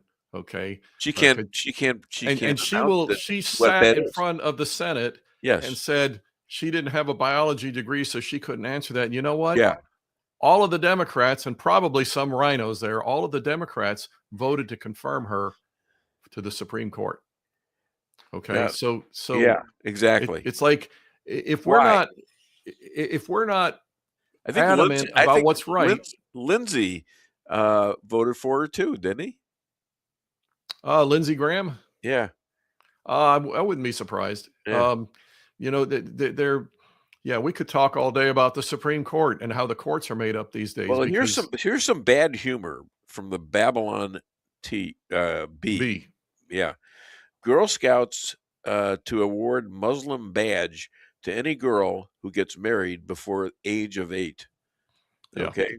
That's actually it's a parody of something that's actually going on in the Girl Scouts. I mean, they took it a little bit to the extreme there to make it parody, but the truth is that there are the Girl Scouts. They have merit badges for learning the Quran. Uh-huh. Okay, so this is how nuts it's gone. I walked into a Sam's Club just a couple of years back, and outside of the Sam's Club there was a Boy Scout table selling Boy Scout cookies or popcorn or whatever they sell. Yeah. And there was not a single boy there. They were all girls. The girls had invaded the Boy Scouts, And now the Girl Scouts are teaching the Quran. Okay. And we sit back and say, well, how do we build bridges with these people and find common ground? And what we're doing is, as they advance, we're retreating. They don't want to set bridges. No, you're absolutely right. But they want to conquer you. And as long as or kill you. As long as they can convince you to back off by saying, well, you're being mean-spirited, you're being judgmental, and you're a hate monger if you don't cede ground to us, as long as we listen to them, go back to Isaiah 5:20 there, calling good evil and evil good. So it's not evil to pervert little children, to genitally mutilate them, to hormonally poison them. It's not evil to do that. When we used to call that child abuse, and anybody caught doing that would be taken out and strung up for child molestation. Oh no, that's not evil. That's good. That's gender affirming. Have you ever noticed how when they gender affirming, they always affirm the wrong gender? Yeah. But they put it under this banner of gender affirming. And this is what they're running on. Absolutely. I mean, America is seeing it for what it is. America is now learning a lot about Islam and where it comes from, and some of the tricks that they play with you and with other people. Some of them are fine for a while, but they all seem to have the goal that they are going to be the only religion allowed in the world. I would only disagree with you with the word seem. I think that all of history proves that's exactly what they're up to. Now, here's the thing we need to understand, and we really need to be loud about this, the Red-Green Alliance, because if we look at the disasters... Are you talking about communists? The communists, what they thought is, we'll use these Islamists to get in and to advance Marxism. And then when the Islamists get in, they say, oh, by the way, if you don't bow to Allah, right, we're going to kill you right along with the innocent people. And so the Marxists, they were the useful idiots for the Islamists. And again, some of the Christians. Well, there's people that call themselves Christian. Some of the Jews are. That and again, if you look at how many Jewish people voted for Mamdani in New York because he was a good Marxist, and now they're looking and they're going, well, what's he doing? Well, I'll tell you what he's doing. He's doing exactly what he said he was going to do. Yeah. So, and you still have Jews in the Democratic Party. What the hell's up with these people? Well, because those evangelical right-wing extremists are hate mongers. You know why I know that? Well, because that's what my teacher told me. Amazing. So, hey, just to change the subject a little bit, what are your thoughts on Dolly Parton and Chuck Norris, both 80 and dying? Well, I haven't really given much thought to Chuck Norris. He was a good patriot, a good Christian. Dolly Parton, she was mixed up about some things. The thing I have seen this week that I think it's like every group out there wants to grab Dolly Parton and make her their icon. Okay, let me give you an idea how extreme and ridiculous this is. And by the way, extreme, ridiculous, and lies. Which side am I talking about? I'm talking about the left. Okay. Yeah. Dolly Parton and her husband tried for years to have children, and they couldn't. Okay. And so she was infertile. She couldn't do it. So the New York Times, or maybe it was the Washington Post, one of those leftist rags, puts out a report on Dolly Parton was a great advocate of showing how you can be successful and happy in life by not having children, by choosing not to have children, or something to this ridiculous. They take a tragedy in her life that caused her grief. Yeah. They take that and they turn that into they're going to use that as a banner for their agenda. This is what leftists do. Okay. Well, you know what? I never knew that she didn't have any kids. I didn't, because she's got all these aunts and nieces and nephews and all this other stuff. So Dolly Parton, there's things that she fell into, I think, in the under the misbegotten guise of compassion. There was things that she fell into that I think were wrong. But Dolly Parton tried to be loving and giving to people. Dollywood, if you remember her theme park back there, where is it, Kentucky, Tennessee, wherever it was an effort to lift the people where she grew up out of poverty. Yes. Okay. And she was a great person. There's no doubt. She's a warm, compassionate person. Now, does that mean she was a great performer? She wrote a lot. She wrote a lot of those songs. Does that mean she never made mistakes? No, it doesn't. Should we look at the things that she did that were compassionate and decent and say, admire her for that? Yeah, that's good. But in this day and age, we saw it last fall with Charlie Kirk. Yeah. People try to take one of these icons, in his case, a martyr, and they try to elevate them for the sole purpose of advancing their agenda. The anti-Semites jumped on the death of Charlie Kirk to say Netanyahu did it, and say this is because those awful Jews, and I got a guy coming on like that. Okay. Well, my good friend, Mark McCloskey.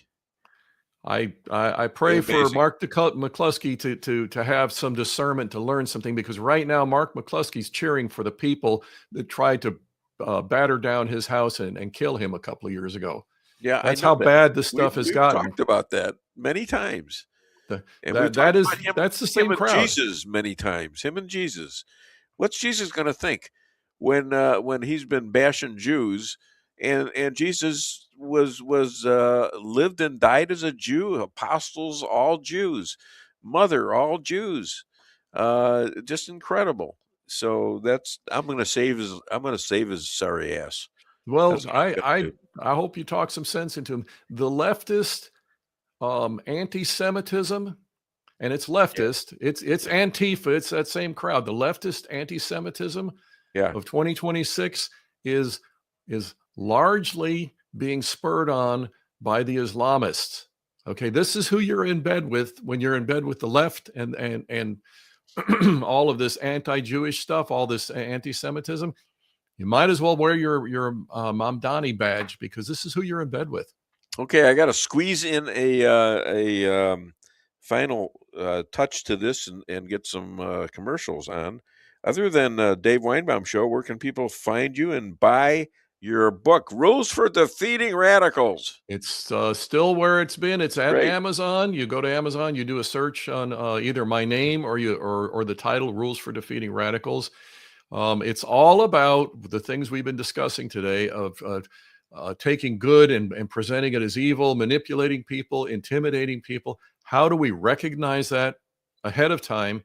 And how do we stand against it? And how do we overcome it? That you want to know how to do that? You want to know how to win this fight? There's the answer. There you go. In your honor, Chris. Hell just introduced 13 new varieties of pineapple pizza. Okay, that one I like. Oh that my one God! I like. Oh my God! Do something. I don't know what to do. I'm so amazed. Yeah. Okay. Thank you so much. You have a great weekend. You have a great weekend too, sir. God bless. You guys just keep speaking the truth. I'll do my best, and I know you're gonna. All right. Bye. All right. We got commercials coming up. With warmer temperatures right around the corner and allergies ramping up, now's the time to get those AC units serviced. At Hartley's, we pride ourselves in offering outstanding service with fast response times. With proper maintenance, you can make those hot days be a lot cooler and remove those pesky allergens that always seem to find their way into your home. Call us today so you can be living a much cooler and healthier life. Hartley's, community born, community raised, community serving. Call Hartley's Climate Control today at 573-368-3163.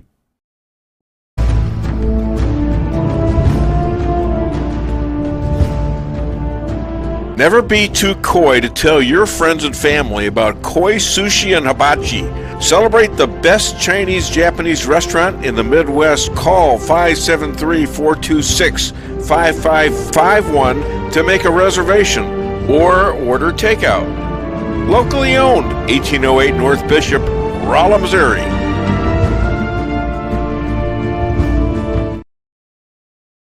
We can sum up McDonald's new crispy chicken sandwich in one word. Crispy.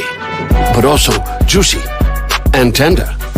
Okay, it's crispy, juicy, tender. All one word? but then also pickle. Oh, and potato bun, which is 2 words. Okay, we can't sum up our new crispy chicken sandwich in 1 word, so you'll just have to try it to understand it. Order ahead on the McDonald's app at participating McDonald's. Ba-da-ba-ba-ba. Merrill's Quarry and Asphalt, 40 years serving cities, counties, and everyday businesses with driveways for people who live and work in our little piece of heaven right smack dab in the middle of America. Call 573-578-9101 for your free estimate of rocking, rolling, paving, driveways, sealing, and striping too. That's 573-578-9101 for your free estimate. Your home is your castle, you don't need unwanted hassle. Don't let those creatures move in to stay. Let us protect your investments, that's what we're all about. Plank Termite and Pest Control will save the day. Plank is locally owned and family operated right here in Rolla, a Google preferred business. Our customer service and your satisfaction is our #1 goal. So call Plank today at 368-3333. Plank Termite and Pest Control will save the day. Busy schedule? Let your locally owned Price Chopper help you save time with online shopping. It's easy. Sign up to tcmarkets.com or download our mobile app in the App Store or Google Play. Create an account and browse through the categories and choose the items you need. When you place your order, your personal shopper will get all of the items you've selected, taking the same care you would and following your notes. We offer free curbside pickup, so you don't even have to get out of your car. Start your online order today and no online shopping fee for a limited time. Go to tcmarkets.com or download our mobile app to get started. Price Chopper. Fresher savings every day.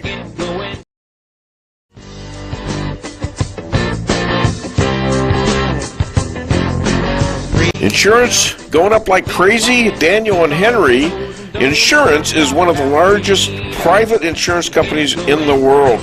Richard Boyette, 314-444-5011. He's my guy at Daniel and Henry for 10 years.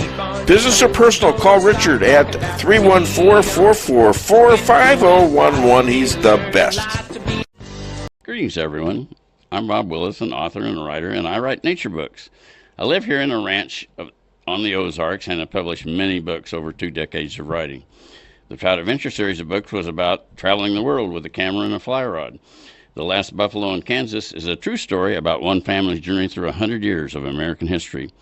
A couple of years ago, I decided to write a children's nature series of books. 2 of those books have been published. The Adventures of Dog is a story about a puppy that grows up on a ranch in the Ozarks and has fabulous adventures. The Adventures of the Cats R Us Gang is about a group of cats that band together to protect the ranch from a dastardly group of raccoons. Wonderful stories for children, wholesome, about nature and the Ozarks. They're available at Amazon, Barnes & Noble, and in Walmart even. They're available locally at Reader's Depot. Hey, take a look at them. Thanks a lot. At Town & Country Bank, we are committed to providing exceptional service to our customers. We do more than just provide loans for our community. We help make dreams become reality. Whether it's a new home, farm, business, or a new car, we would love the opportunity to help. Stop by one of our 2 Rolla locations and let our friendly lending team remind you how special hometown banking can be. Smart, friendly solutions. Town & Country Bank, member FDIC, equal housing lender. All right, we are back from the break. We have our oh my goodness! Who is that? Who is that? Oh my God! He's here. He's here on his time.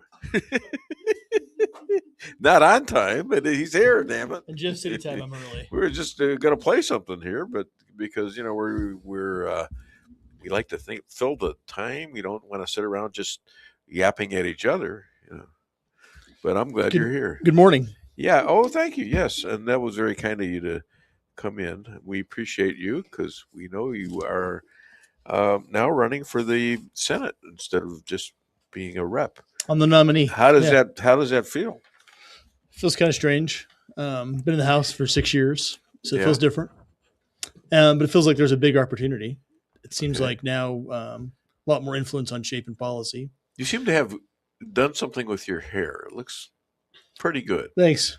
Did you do something with your hair? No. No. Take a look. What's up with my hair? I'm jealous of hair. You know, what the hell?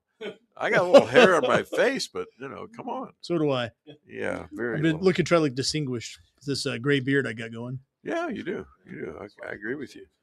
So let me introduce you to who this is. In case you don't know, everybody should know. He's Iraqi commander, captain, and state representative, and on his way to being senator, lawyer, college professor, teaches kids taekwondo. I don't know if I said that right. And he's a National Guard. Did I miss anything? Oh, you are a professor. I have been. I don't teach right and now. a philosopher and a lawyer. Always philosopher. How did I miss all that crap? Attorney, yeah. You got ninja in there, senator. Yeah, okay. Yeah. Sure. Yeah. What the hell? My God. You are living a long life in a young body. I plan to live a long time. That's good. That's good. I hope you do. Yeah, go ahead. There's a group of people that are waiting for their cue to give the applause. I don't want to deprive them of that. Thank you, guys. Except we hired them for that. I don't want to. Are you recognizing some sort of a little bit over the edge kind of stuff? Now he's directing you as to what you're going to do. He's got to be a senator. I mean, he's got to what you're going to do. What you going to do, white boy? I'm just saying all these people came up for that reason. I don't want to miss that opportunity. Yeah. Well, I hope they did come in, because here we go. We're going to have to get more seats in this place. Right.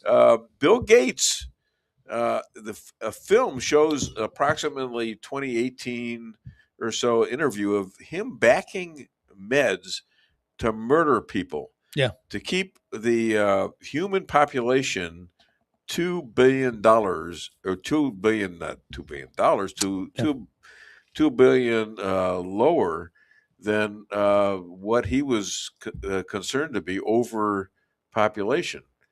Now, this is something that actually took place in this country and around the world.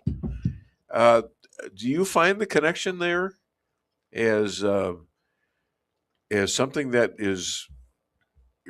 ought to be looked into? Yes. As a legislator? What I can do, yeah. So when I ran last fall, we had this thing we put out, and I said that I opposed the Bill Gates agenda, and by that I meant a whole bunch of things. I opposed that elite versus everyday people, the depopulation.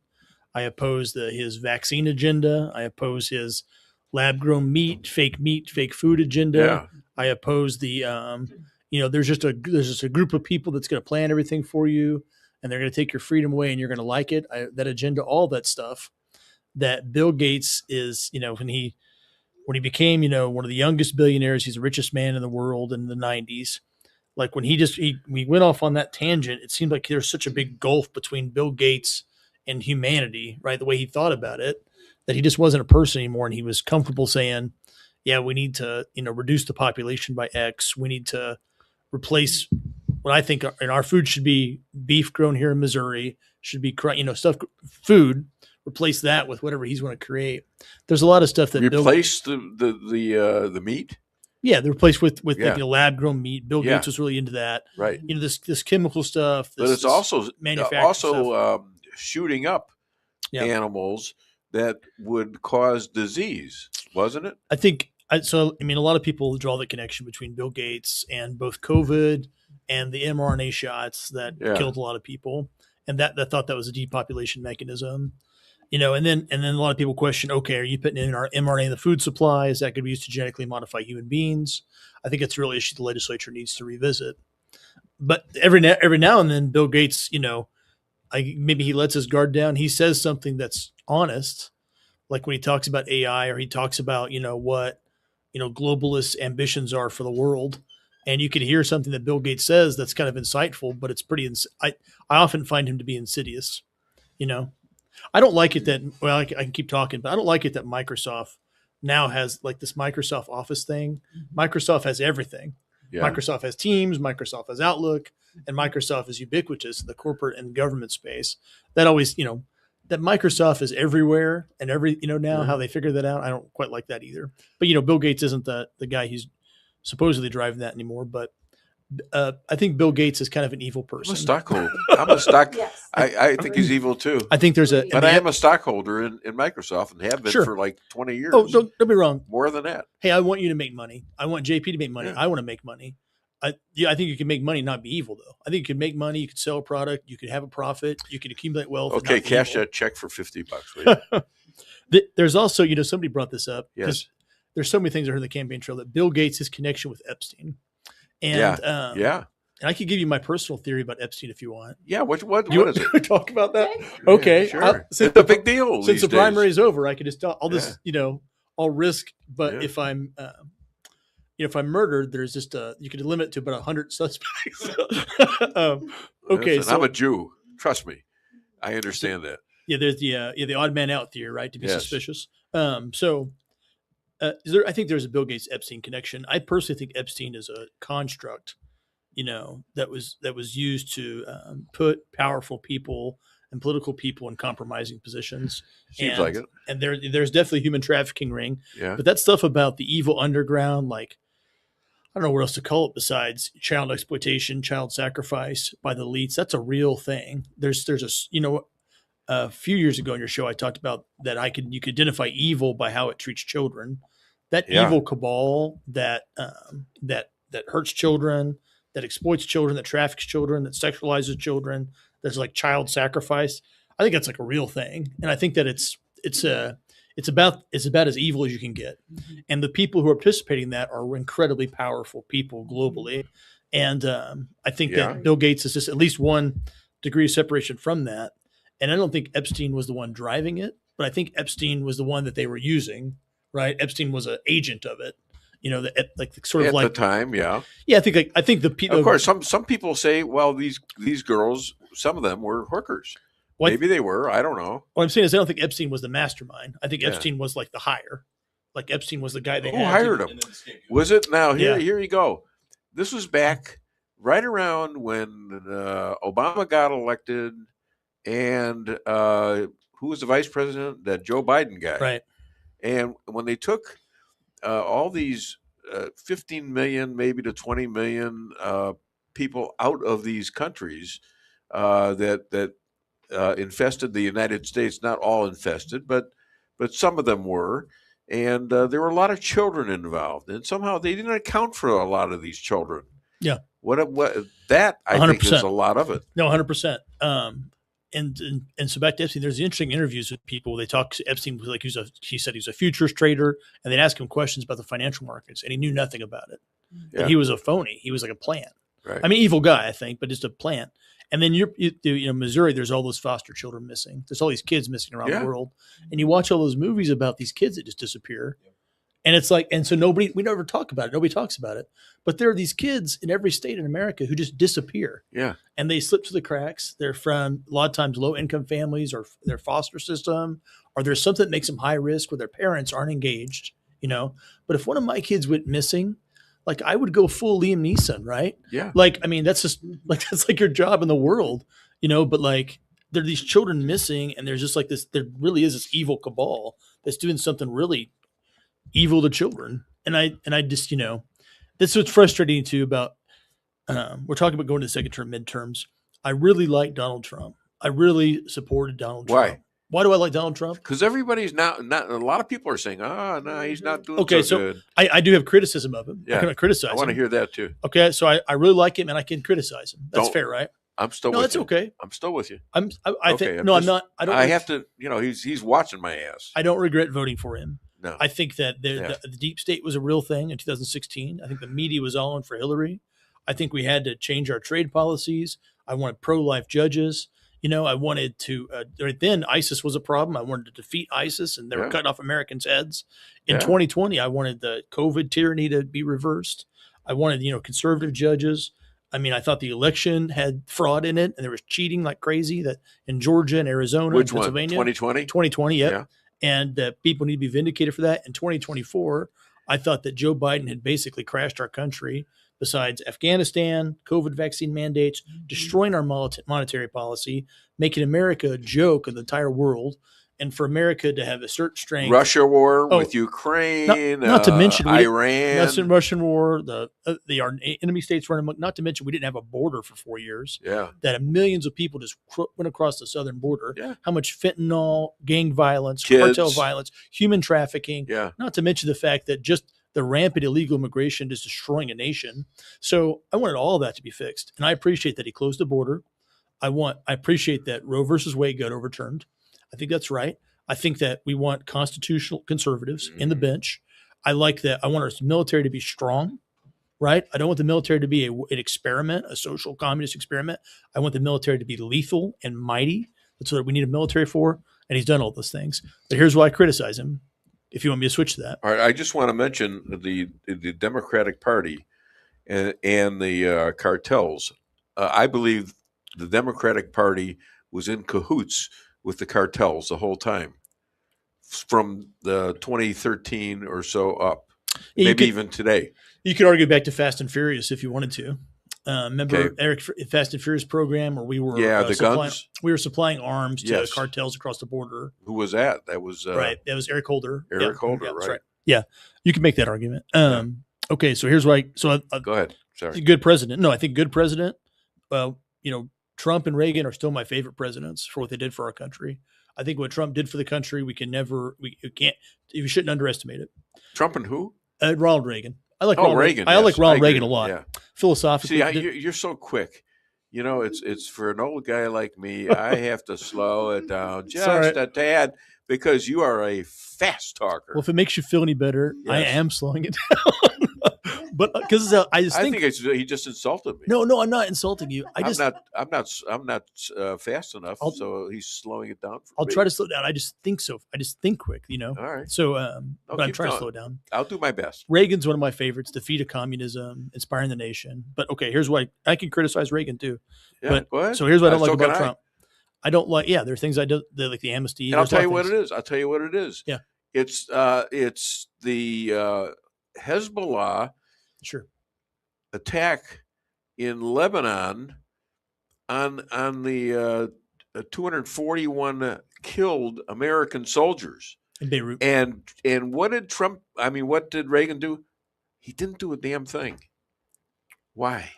And that could be responsible for what's going on. A lot of what's going on right now. I think, Beirut is a criticism. Amnesty in 1986 is a criticism. I think he didn't have a strong enough Second Amendment policy. Same with Trump, though, but I could criticize that. Yeah. I don't like that we had this this kind of dance around the Epstein issue in this Trump administration. We should. I mean, clearly he kind of dismissed people who were concerned about it. Well, he fired Bondi. Fired Bondi over, and she deserved to be fired. Quite frankly, she said stuff she shouldn't have said. I think that what the people demand and what the MAGA movement demanded was more transparency in certain things. Sure. So it was like, release the JFK files. Sure. Release the UFO stuff. Sure. What about Epstein? Why can't we just release that? And that. What about the 1-6ers? January 6th, why the hell? Yeah. And we're going to be talking with my good friend, even though he hates certain things about me, and that would be Mark McCloskey. He's one of the lawyers for that. Yep. I mean, maybe so the deep state's still alive and well. Yeah. They're still, but somebody said that too, like, who's Donald Trump afraid of? He's not afraid of anybody. I mean, there's somebody he's hesitant to release I don't think stuff. he is afraid of anybody, and that's what makes them afraid.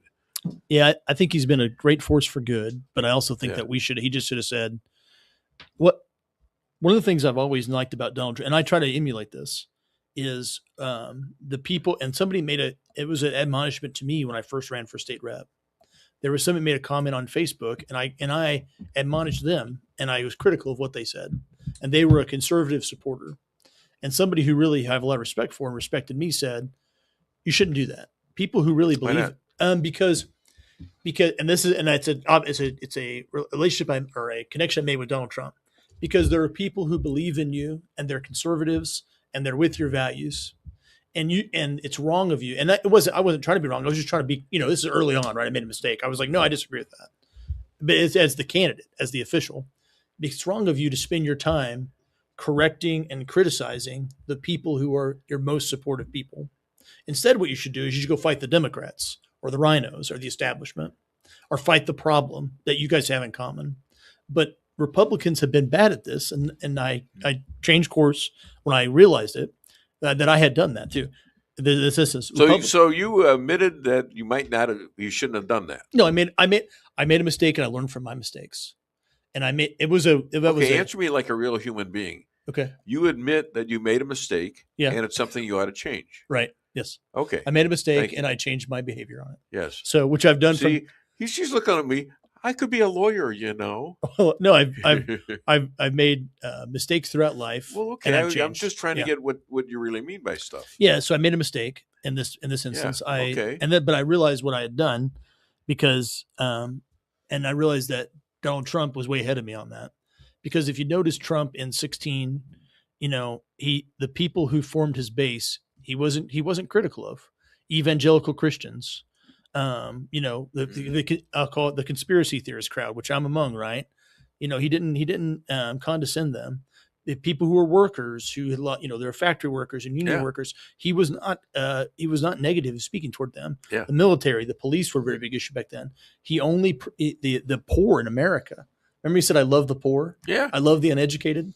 Yeah. And the media thought he was being pejorative, but we all knew what he meant. He was saying, "You're my people. You're my people, and I'm going to help you, and I'm here for you." I'm here for you. Absolutely. And he was never condescending. So, but he did is he attacked the races, the race, the blacks, the Asians, all the other, the Indians, or as you call them, Native Americans, things like that. He had a very broad appeal. Yes, he did. And he didn't exactly. And he'd had a better share of minority voters as Senate Republicans since Nixon in 1968. In his election and then his 2024 reelection. So Donald Trump, all the groups and the people who he was trying to serve, he made clear he was for them and he wasn't critical of them. But instead what he did was he criticized the institutions that were making their lives worse. Mm-hmm. So the media, the deep state, which is, the corporate America, Wall Street, the free trade people who were really represent, the elites and like these international institutions that sort of cause all of our jobs to be shipped overseas. Mm-hmm. He attacked them. He attacked the presidency, Obama and Biden. It still does. And so people saw somebody who was for them and against the thing that's against them. Yeah. And that created a very unique bond. And that bond enabled Donald Trump. The more he got attacked, the more that felt like that we were being attacked, Sure. The more they went after him. I see your point. We felt like he's actually there. And that's a contrast to what other Republicans did wrong. What people like Jeb Bush and even George Bush did wrong. John McCain, they did wrong. And Romney, they all did this wrong. What they did was John McCain. Romney, what John McCain said, even watch the 2008 election. People came up, they said, if they were criticizing Barack Obama, John McCain would go, "No, you guys are," he would kind of imply, "You guys are uneducated, you guys are whatever, we're the political class." That was the implication. Bush did something very similar on immigration. Romney did something very similar. He's weak on social conservative, but it seemed like Romney wanted to be more popular in the political class in a lot of ways. And even his 47% comment, those are a lot of people who are our constituents here in Phelps County, right? Mm-hmm. And Trump did something just totally different. The people who were discarded and marginalized, he never, ever talked bad about them. He just talked bad about the institutions. Mm-hmm. And the other Republicans, they did the reverse. They protected the institutions, and they criticized the people. Anyway, go ahead. He's pretty pissed off at the head of the Senate right now. Thune, because he didn't call a vote that he should have done. Yeah. I mean, what the heck is he thinking about? He's if Trump wants you to have a vote and you're going to lose, so at least get these people on the record. Okay, number one. And number two, now you know who your enemies are. All right, you can have another vote, can't you? I think that's an example with and that's something they'll have to think about too, where Thune and those guys are thinking about protecting the institution of the Senate, not realizing that socialism is like a few months away from destroying that institution anyway. Yeah. And you would think. You would think, right? Not realizing that, the Democrats, their what's it called? Nietzsche called it the will to power. Friedrich Nietzsche called it the will to power, which meant that the only value was that I'm going to obtain power and maintain power, and everything else is a guise in order to accomplish that. That was Nietzsche's concept of a type of a godless morality. Mm-hmm. So I think that Trump puts forth things like the Save America Act, which has huge voter approval, and people don't understand why it's not being passed. Right. And they know, though, that once the Democrats, if they take control of the Senate in a few months from now, they'll eliminate the filibuster immediately, right, to do whatever they want to. Yeah. So it seems like that the Republicans are playing by rules that nobody else are playing by, and therefore they're losing. And I think that's part of the reason why the Republicans J.J. Bradshaw. Have a hard Bradshaw, time. if you remember, Barack Obama said he was going to unite all Americans. The result of his regime was chaos and division. Donald Trump is exactly the opposite. That's what JJ says. All right. Yeah. Yeah. And I have a comment too, because I traded words with Donald Trump just one time. It was at a CPAC convention. My wife was there. He starts talking about Romney and how he backed Romney and how great Romney was. He didn't understand why he lost. And I yelled out, he says, it's because he laid down in the debates. He laid down. He didn't respond. And he looked down. Yeah, probably true. That's it. Well, That's all. Trump called him a choke artist. And now he's over my shoulder watching me. I think politics is not for people who are weak. It's not for the faint-hearted. It's for people that are stupid sometimes, and that does not include you. Well, it's almost. No, there's a lot of smart guys. You figured out what you needed to figure out, and that was good, because that kind of helped me. Because I will say a criticism of him, and maybe I shouldn't. Donald Trump's not God. Like, he's a person. He says things I agree with and disagree with. But he's anointed by God. And we go into you believe that? I do, and I think he's appointed. At least I'll say that. I say he's anointed. I've been thinking with the blood. Okay, so can I talk about the Bible? Is that okay? Yeah, go ahead. This is a weird conversation. Okay, so I've been thinking about Get the rabbi back on. Yeah, I want to ask. Come on. I want to come back and ask the rabbi about this. Yeah. So I was Next reading week. the Bible. Next Everybody who in the Old Testament who said the Spirit of God came upon them. Yeah. And by the way, I'm not saying like I'm a preacher. I'm not. I just like to read and learn stuff. So I've been thinking about that. So everybody comes along and they say the Spirit of God came upon them, and they do something. They have ability to do something really cool, or they have wisdom, or they could see something. Like Samson gets strong. Yeah. The guys in Exodus, they figure out how to build the temple. Like the Spirit of God comes on and give them like designs and stuff like that. Elijah runs. But then when it gets to David, it says, Samuel says God sees the heart. And then when it says that, it said the Spirit of God came upon him for then on, like for the rest of his life. Yeah. Okay. So the Spirit of God's on David for the rest of his life. Yeah. Okay. So then David like messes up all the time. He does the census, he does How about that? He does the census, and like that causes a plague to come and kills 70,000 people. But David's like a really good fighter, and he's a good king. So he's an excellent warrior. And you read, he's a very good tactician, and he has these amazing talents. He's obviously my favorite. David's my favorite character. I'm named after him. Yeah. Seriously. I make a lot of mistakes and absolutely. And I try my best. What do you look? Well, no, not you weren't the mistake. It doesn't say like so in Saul and Samson. It says the Spirit of God left them. Yeah. But I got to reread. I don't find that with David, but David still messes up. Yeah, he screwed up. David, when his an Absalom out politics him. Yeah. That's a politic thing too, where he's kind of hanging out in the palace, being comfortable being in the political class. Yeah. And Absalom says he stole the hearts of the people. And then he has a coup and runs David out. And then David's just all emotional. And his generals are like, why are you so emotional? Like he does all these really human things. Right. Yeah. So that just always fascinated me. And I thought he was anointed and appointed, but boy, was he, he had all kinds of whatever. He made mistakes. He had he had Bathsheba. He had the census. I got news for you. He had the whole coup. I have more. I have more psalms than him. You have I've read more psalms than him. Yeah, it's true. I'm not saying I that. looked it up. I'm not saying that to justify behavior. Yeah. I'm not trying to say that. I'm trying to say that to think about the concept of that. We think that because God, and I believe that God does have to give us gifts, and I believe that God does say, yeah, here's what you're supposed to do. And so we tend to go, well, that preacher's really anointed by God, so they can't say anything wrong. And it's like, no, you're still a person. These people still say things wrong. Well, you're not infallible. Guess what I have? I have my next guest. Okay. Coming on. You can hang out for this. No, I better go. All right. I better go to the next thing. Okay. Well, I want to say hi to Mark, though. Is that okay? And then oh yeah, please do. And then I'll pop smoke. Oh, there he is. Yeah. Hey, Bill. How you doing? Good, Mark. It's good to talk to you. Yeah. So you're having an opponent in the general election? I am facing off with a Democrat this November. Yes. How's it look?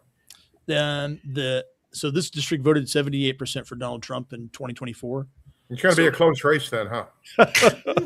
Well, if you heard me, I was saying, but anybody could. But that's right. I'm gonna go to earn everybody's vote. We're going to campaign on life and on freedom and the Constitution, and I'm going to earn everybody's vote. I'm a big supporter of him. You hear that? Big supporter. Yeah. Anyways, thank you. Stay in Thank touch. you. Yeah. All right. Back when I was first. Wait a minute. I had something for you. You actually printed out. I don't want to mess up here. Did you know that I'm a well? Other than the Dave Weinbaum show, where can people find and contribute? BillHardwick.com. That was quick. I'm a scratch golfer. Yeah. Now I have a rash. Oh man.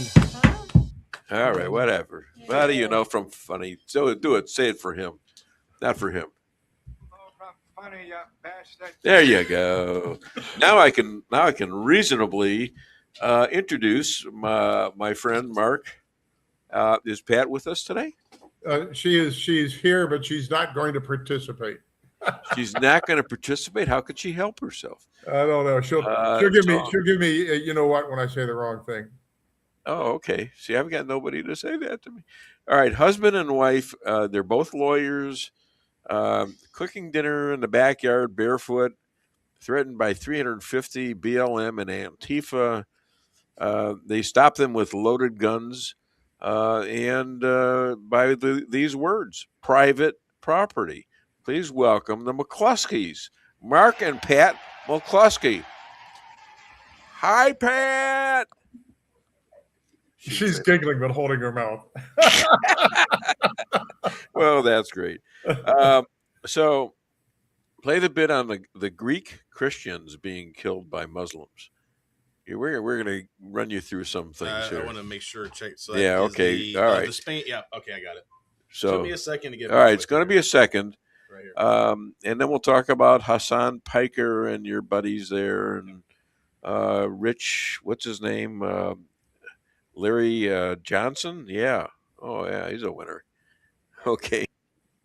Hit it. The Spanish crown thought they could wipe out an entire people with one law. 500 years later, these communities are still there. In 1492, the king and queen of Spain told every Jewish person in the country that they had 4 months to pack up and leave. Not some of them, all of them. 300,000 people who had been living there for over 800 years, building lives, building businesses, building entire Jewish communities, gone. Some of them ran to Portugal, thinking they would be safe there. The king of Portugal let them in at first, then he changed his mind, locked every port so nobody could escape, and forced every single Jew in the country to convert to Christianity all in one day. And here's the part that most people never hear. For the next 300 years, these families kept their Jewish identity completely secret. They lit candles inside closets so no one outside could see. They whispered prayers behind closed doors. They passed down their traditions and code so their kids would remember what they really were, even if they could never say it out loud. Okay, this is not the exact one I wanted, but you do know about the insurrection, not the insurrection, the Inquisition, right? Oh, yeah. What's your take on that? Well, you know... who were those people that were being dominated, and who were those people that they were killing if they didn't become Christians? Well, just about everybody. And including a large number of Christians, including a large number of anybody who was politically opposed to the Inquisition. And So this wasn't just about Jews generally. It was about anybody. It's a political power play to consolidate power around the, amongst other things, the Spanish crown.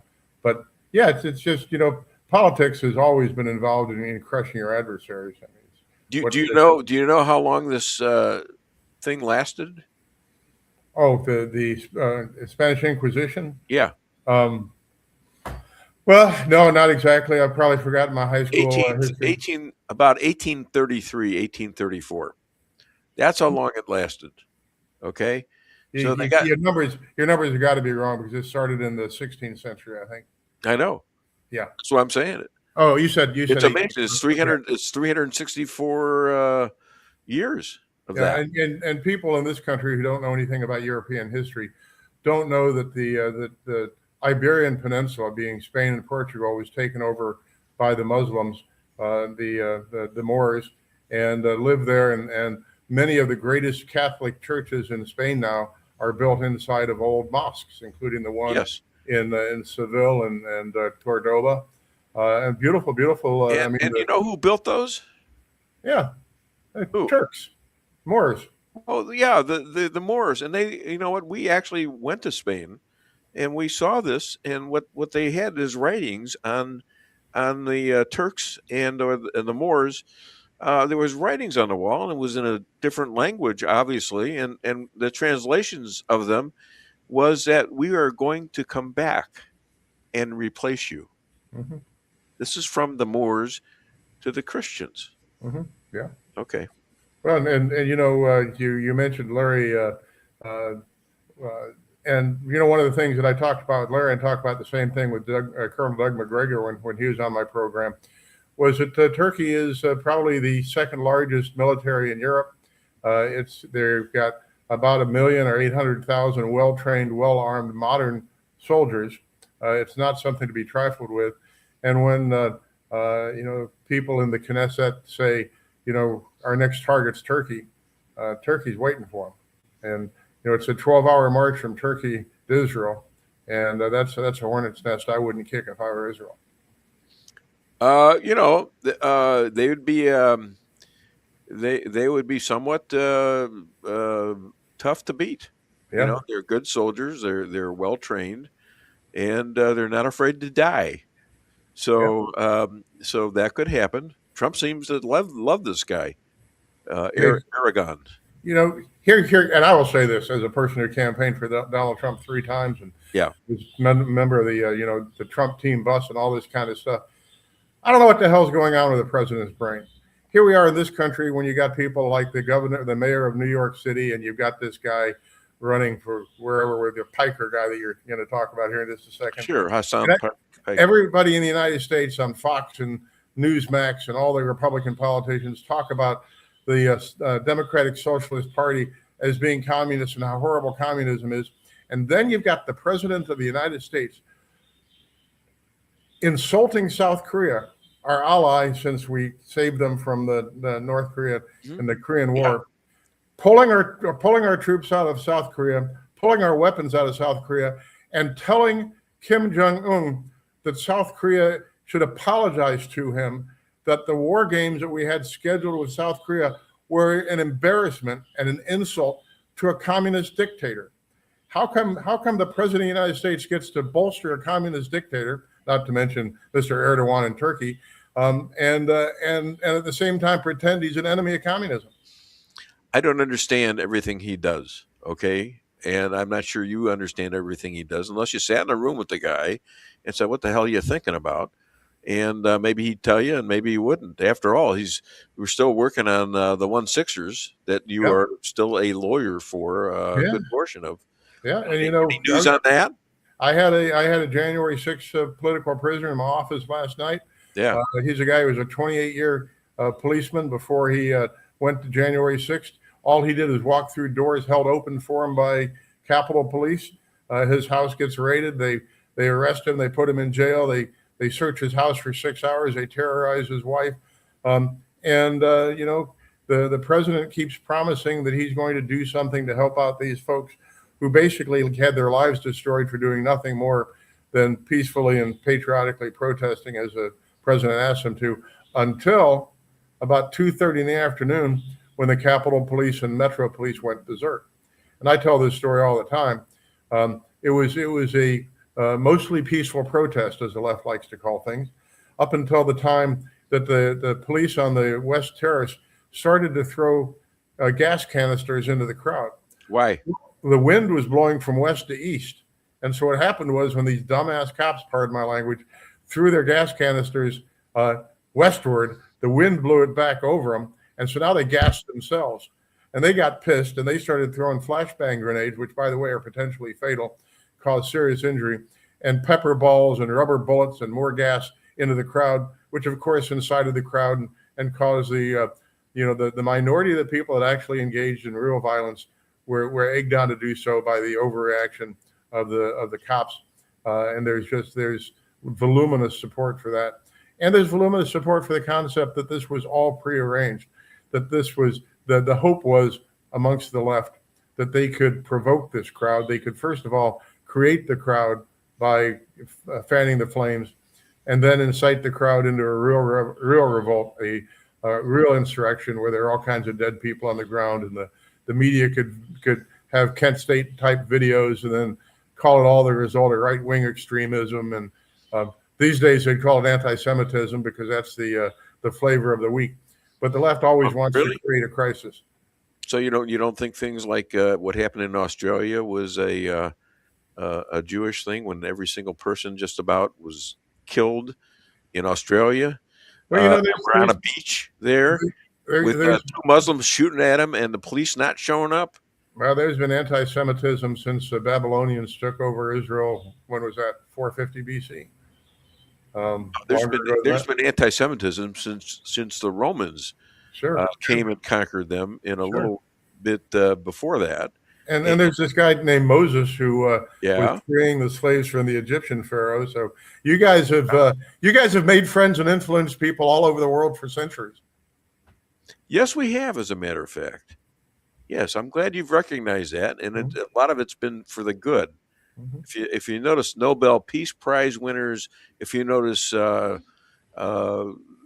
that happen in medicine, things that happen in let's say weaponry that this country takes advantage of. Yeah, we do. There's a lot of stuff this group of people does. Yeah.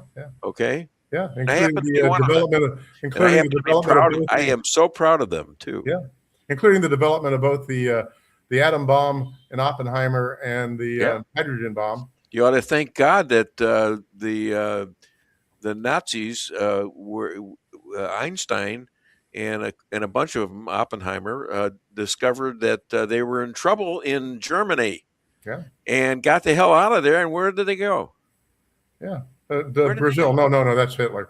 No, Hitler didn't make Brazil. Yeah, no, he tried.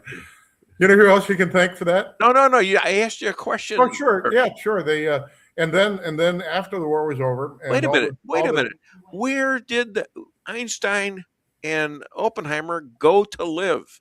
Well, Einstein went to Princeton, but I'll forgive him for that. Okay, but that's America, isn't it? Oh, yeah. And the other guy went somewhere in America. And what did they develop before the Nazis had a chance? The atomic bomb. Yeah, mass destruction. Yeah. My grandfather, whose hometown I'm going to go visit later today, I've never been there.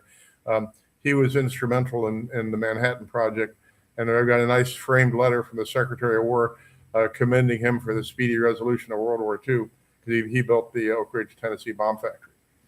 Oh yeah. So where's this at? Oak Ridge, Tennessee. That's where the Manhattan Project was. But actually, he was from Dixon, Illinois, the hometown of Ronald Reagan, and Woolworth, and Luella Parsons, and my grandfather and my mom. Oh, okay. In fact, Uncle Ronnie taught my mom to swim in the Rock River there.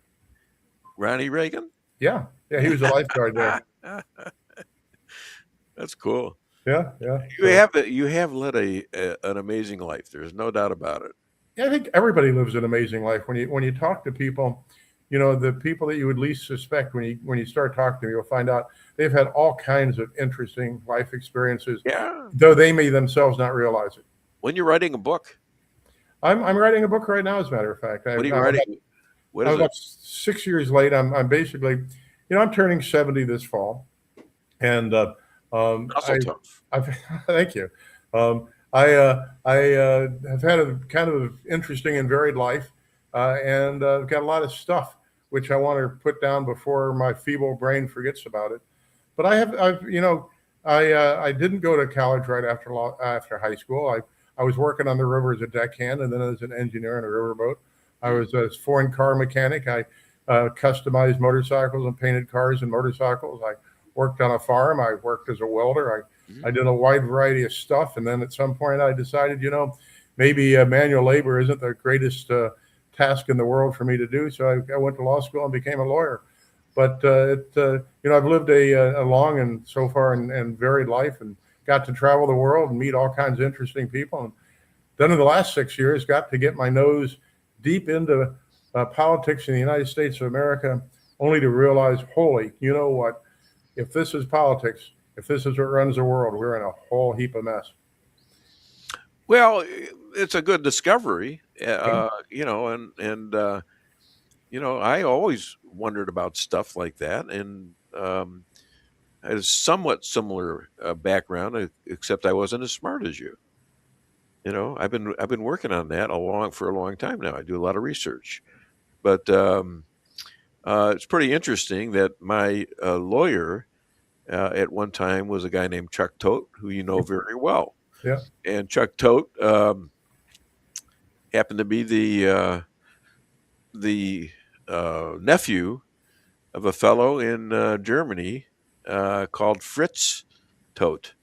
And when we met, just before I was going to decide if I take him on as a lawyer, I looked it up, and this guy Fritz Todt looked like he was in a Nazi uniform.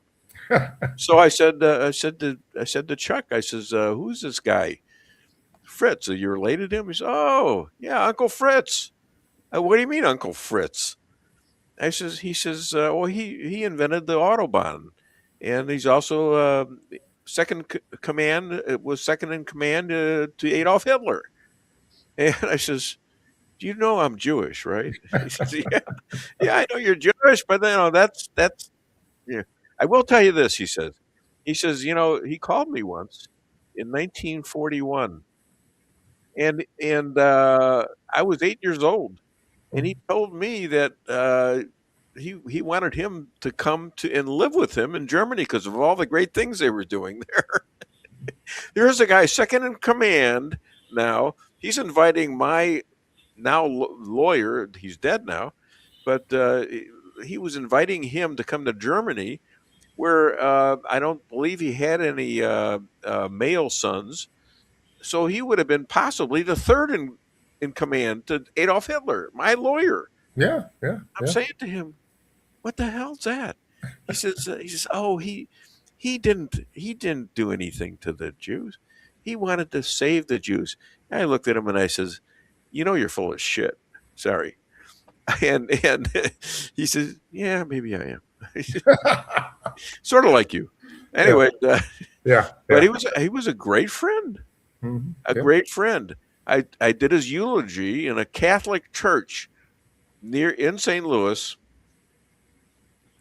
and here I am in a Catholic church, getting up and talking about him, and the priest is back there, and he's giving me the dirtiest looks you'd ever want to see. Did your hair catch on fire? Is that what happened to you? I mean, my whole neck was burnt from here stairs. Yeah. And I was a little bit surprised by it because I didn't know as much then as I do now. Now I understand it. You see. So anyways, it's a great story, and he was a great friend. Mm-hmm. So yeah. Well, he's Todt now. Yeah. Oh, I hear a little giggle going on there. If you're giggling, you should be talking. Look at him laughing. He's laughing his ass off. Just don't get anywhere near the chairs where you threw you last time, for God's sakes. This is not good. So let's talk about this Piker guy, Hassan Piker. The Dems digging deep for making anti-Semitic remarks, saying it's okay to murder Jews in America unless they don't support Israel. Pretty much. All right. So what do you think of that? I don't know this guy from Adam. I've never seen his podcast. All I've seen is the propaganda on the news about it. The one thing I can say is he must be extraordinarily tall. You see him standing next to other guys, and he's a foot taller. He's very rich, by the way, too. He's like a multimillionaire. Yes, I understand. He's got one of the more popular podcasts, at least what I'm told. I've never listened to it. I don't know.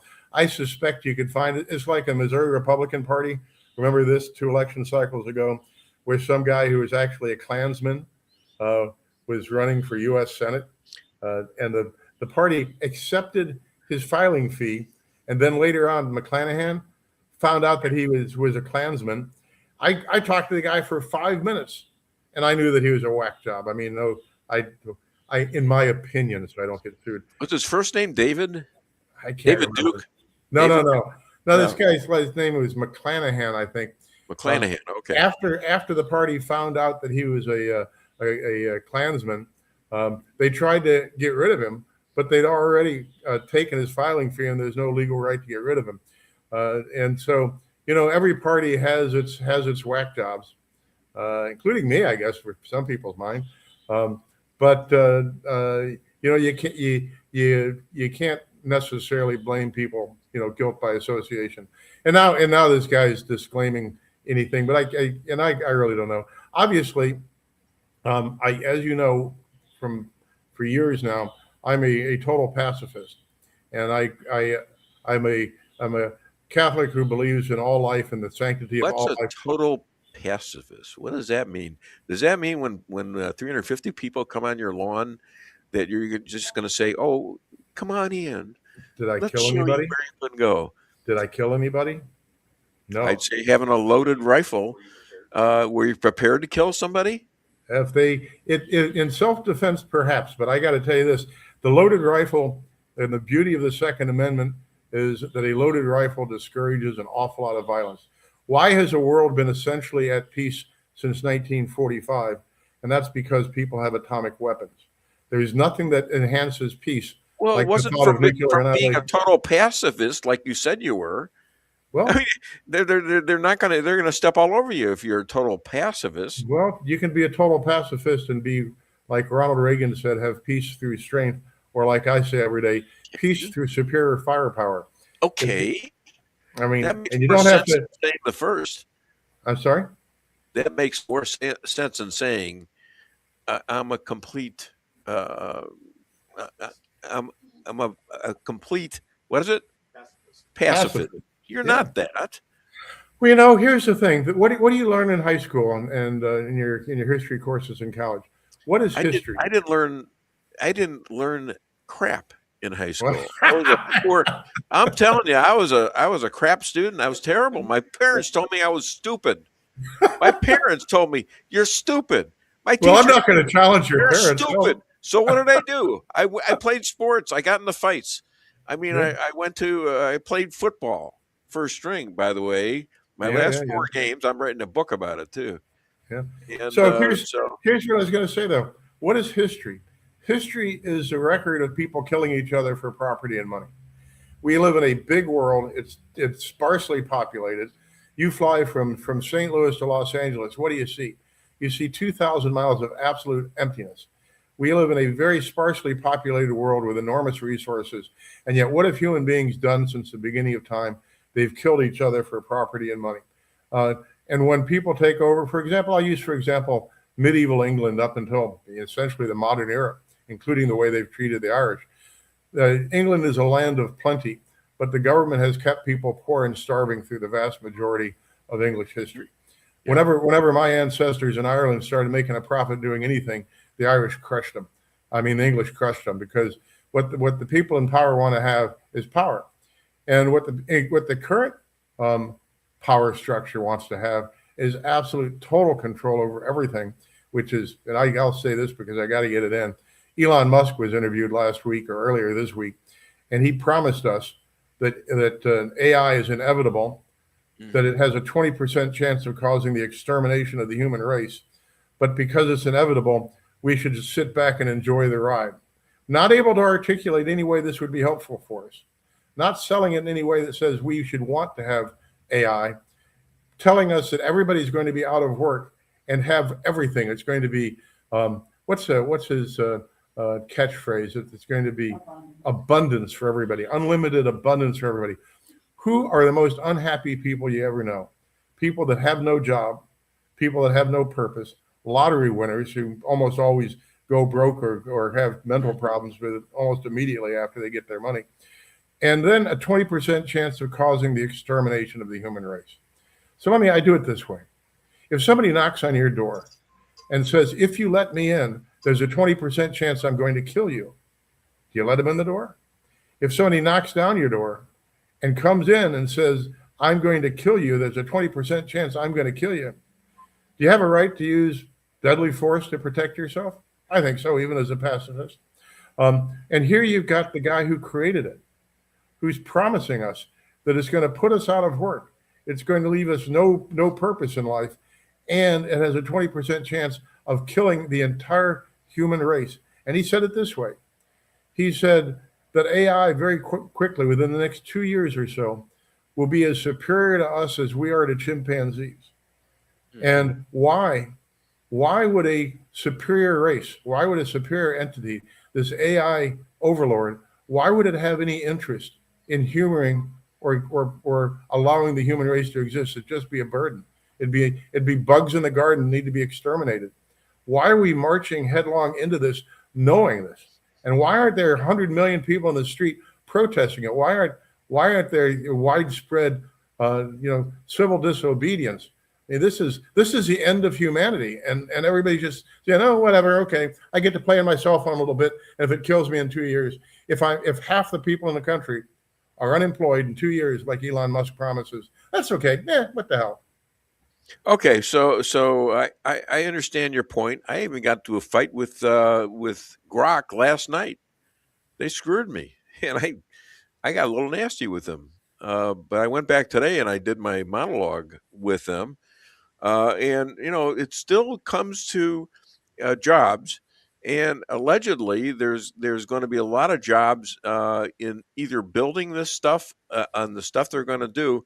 They found a way to do things better, and if they do take over, it's like saying the horses.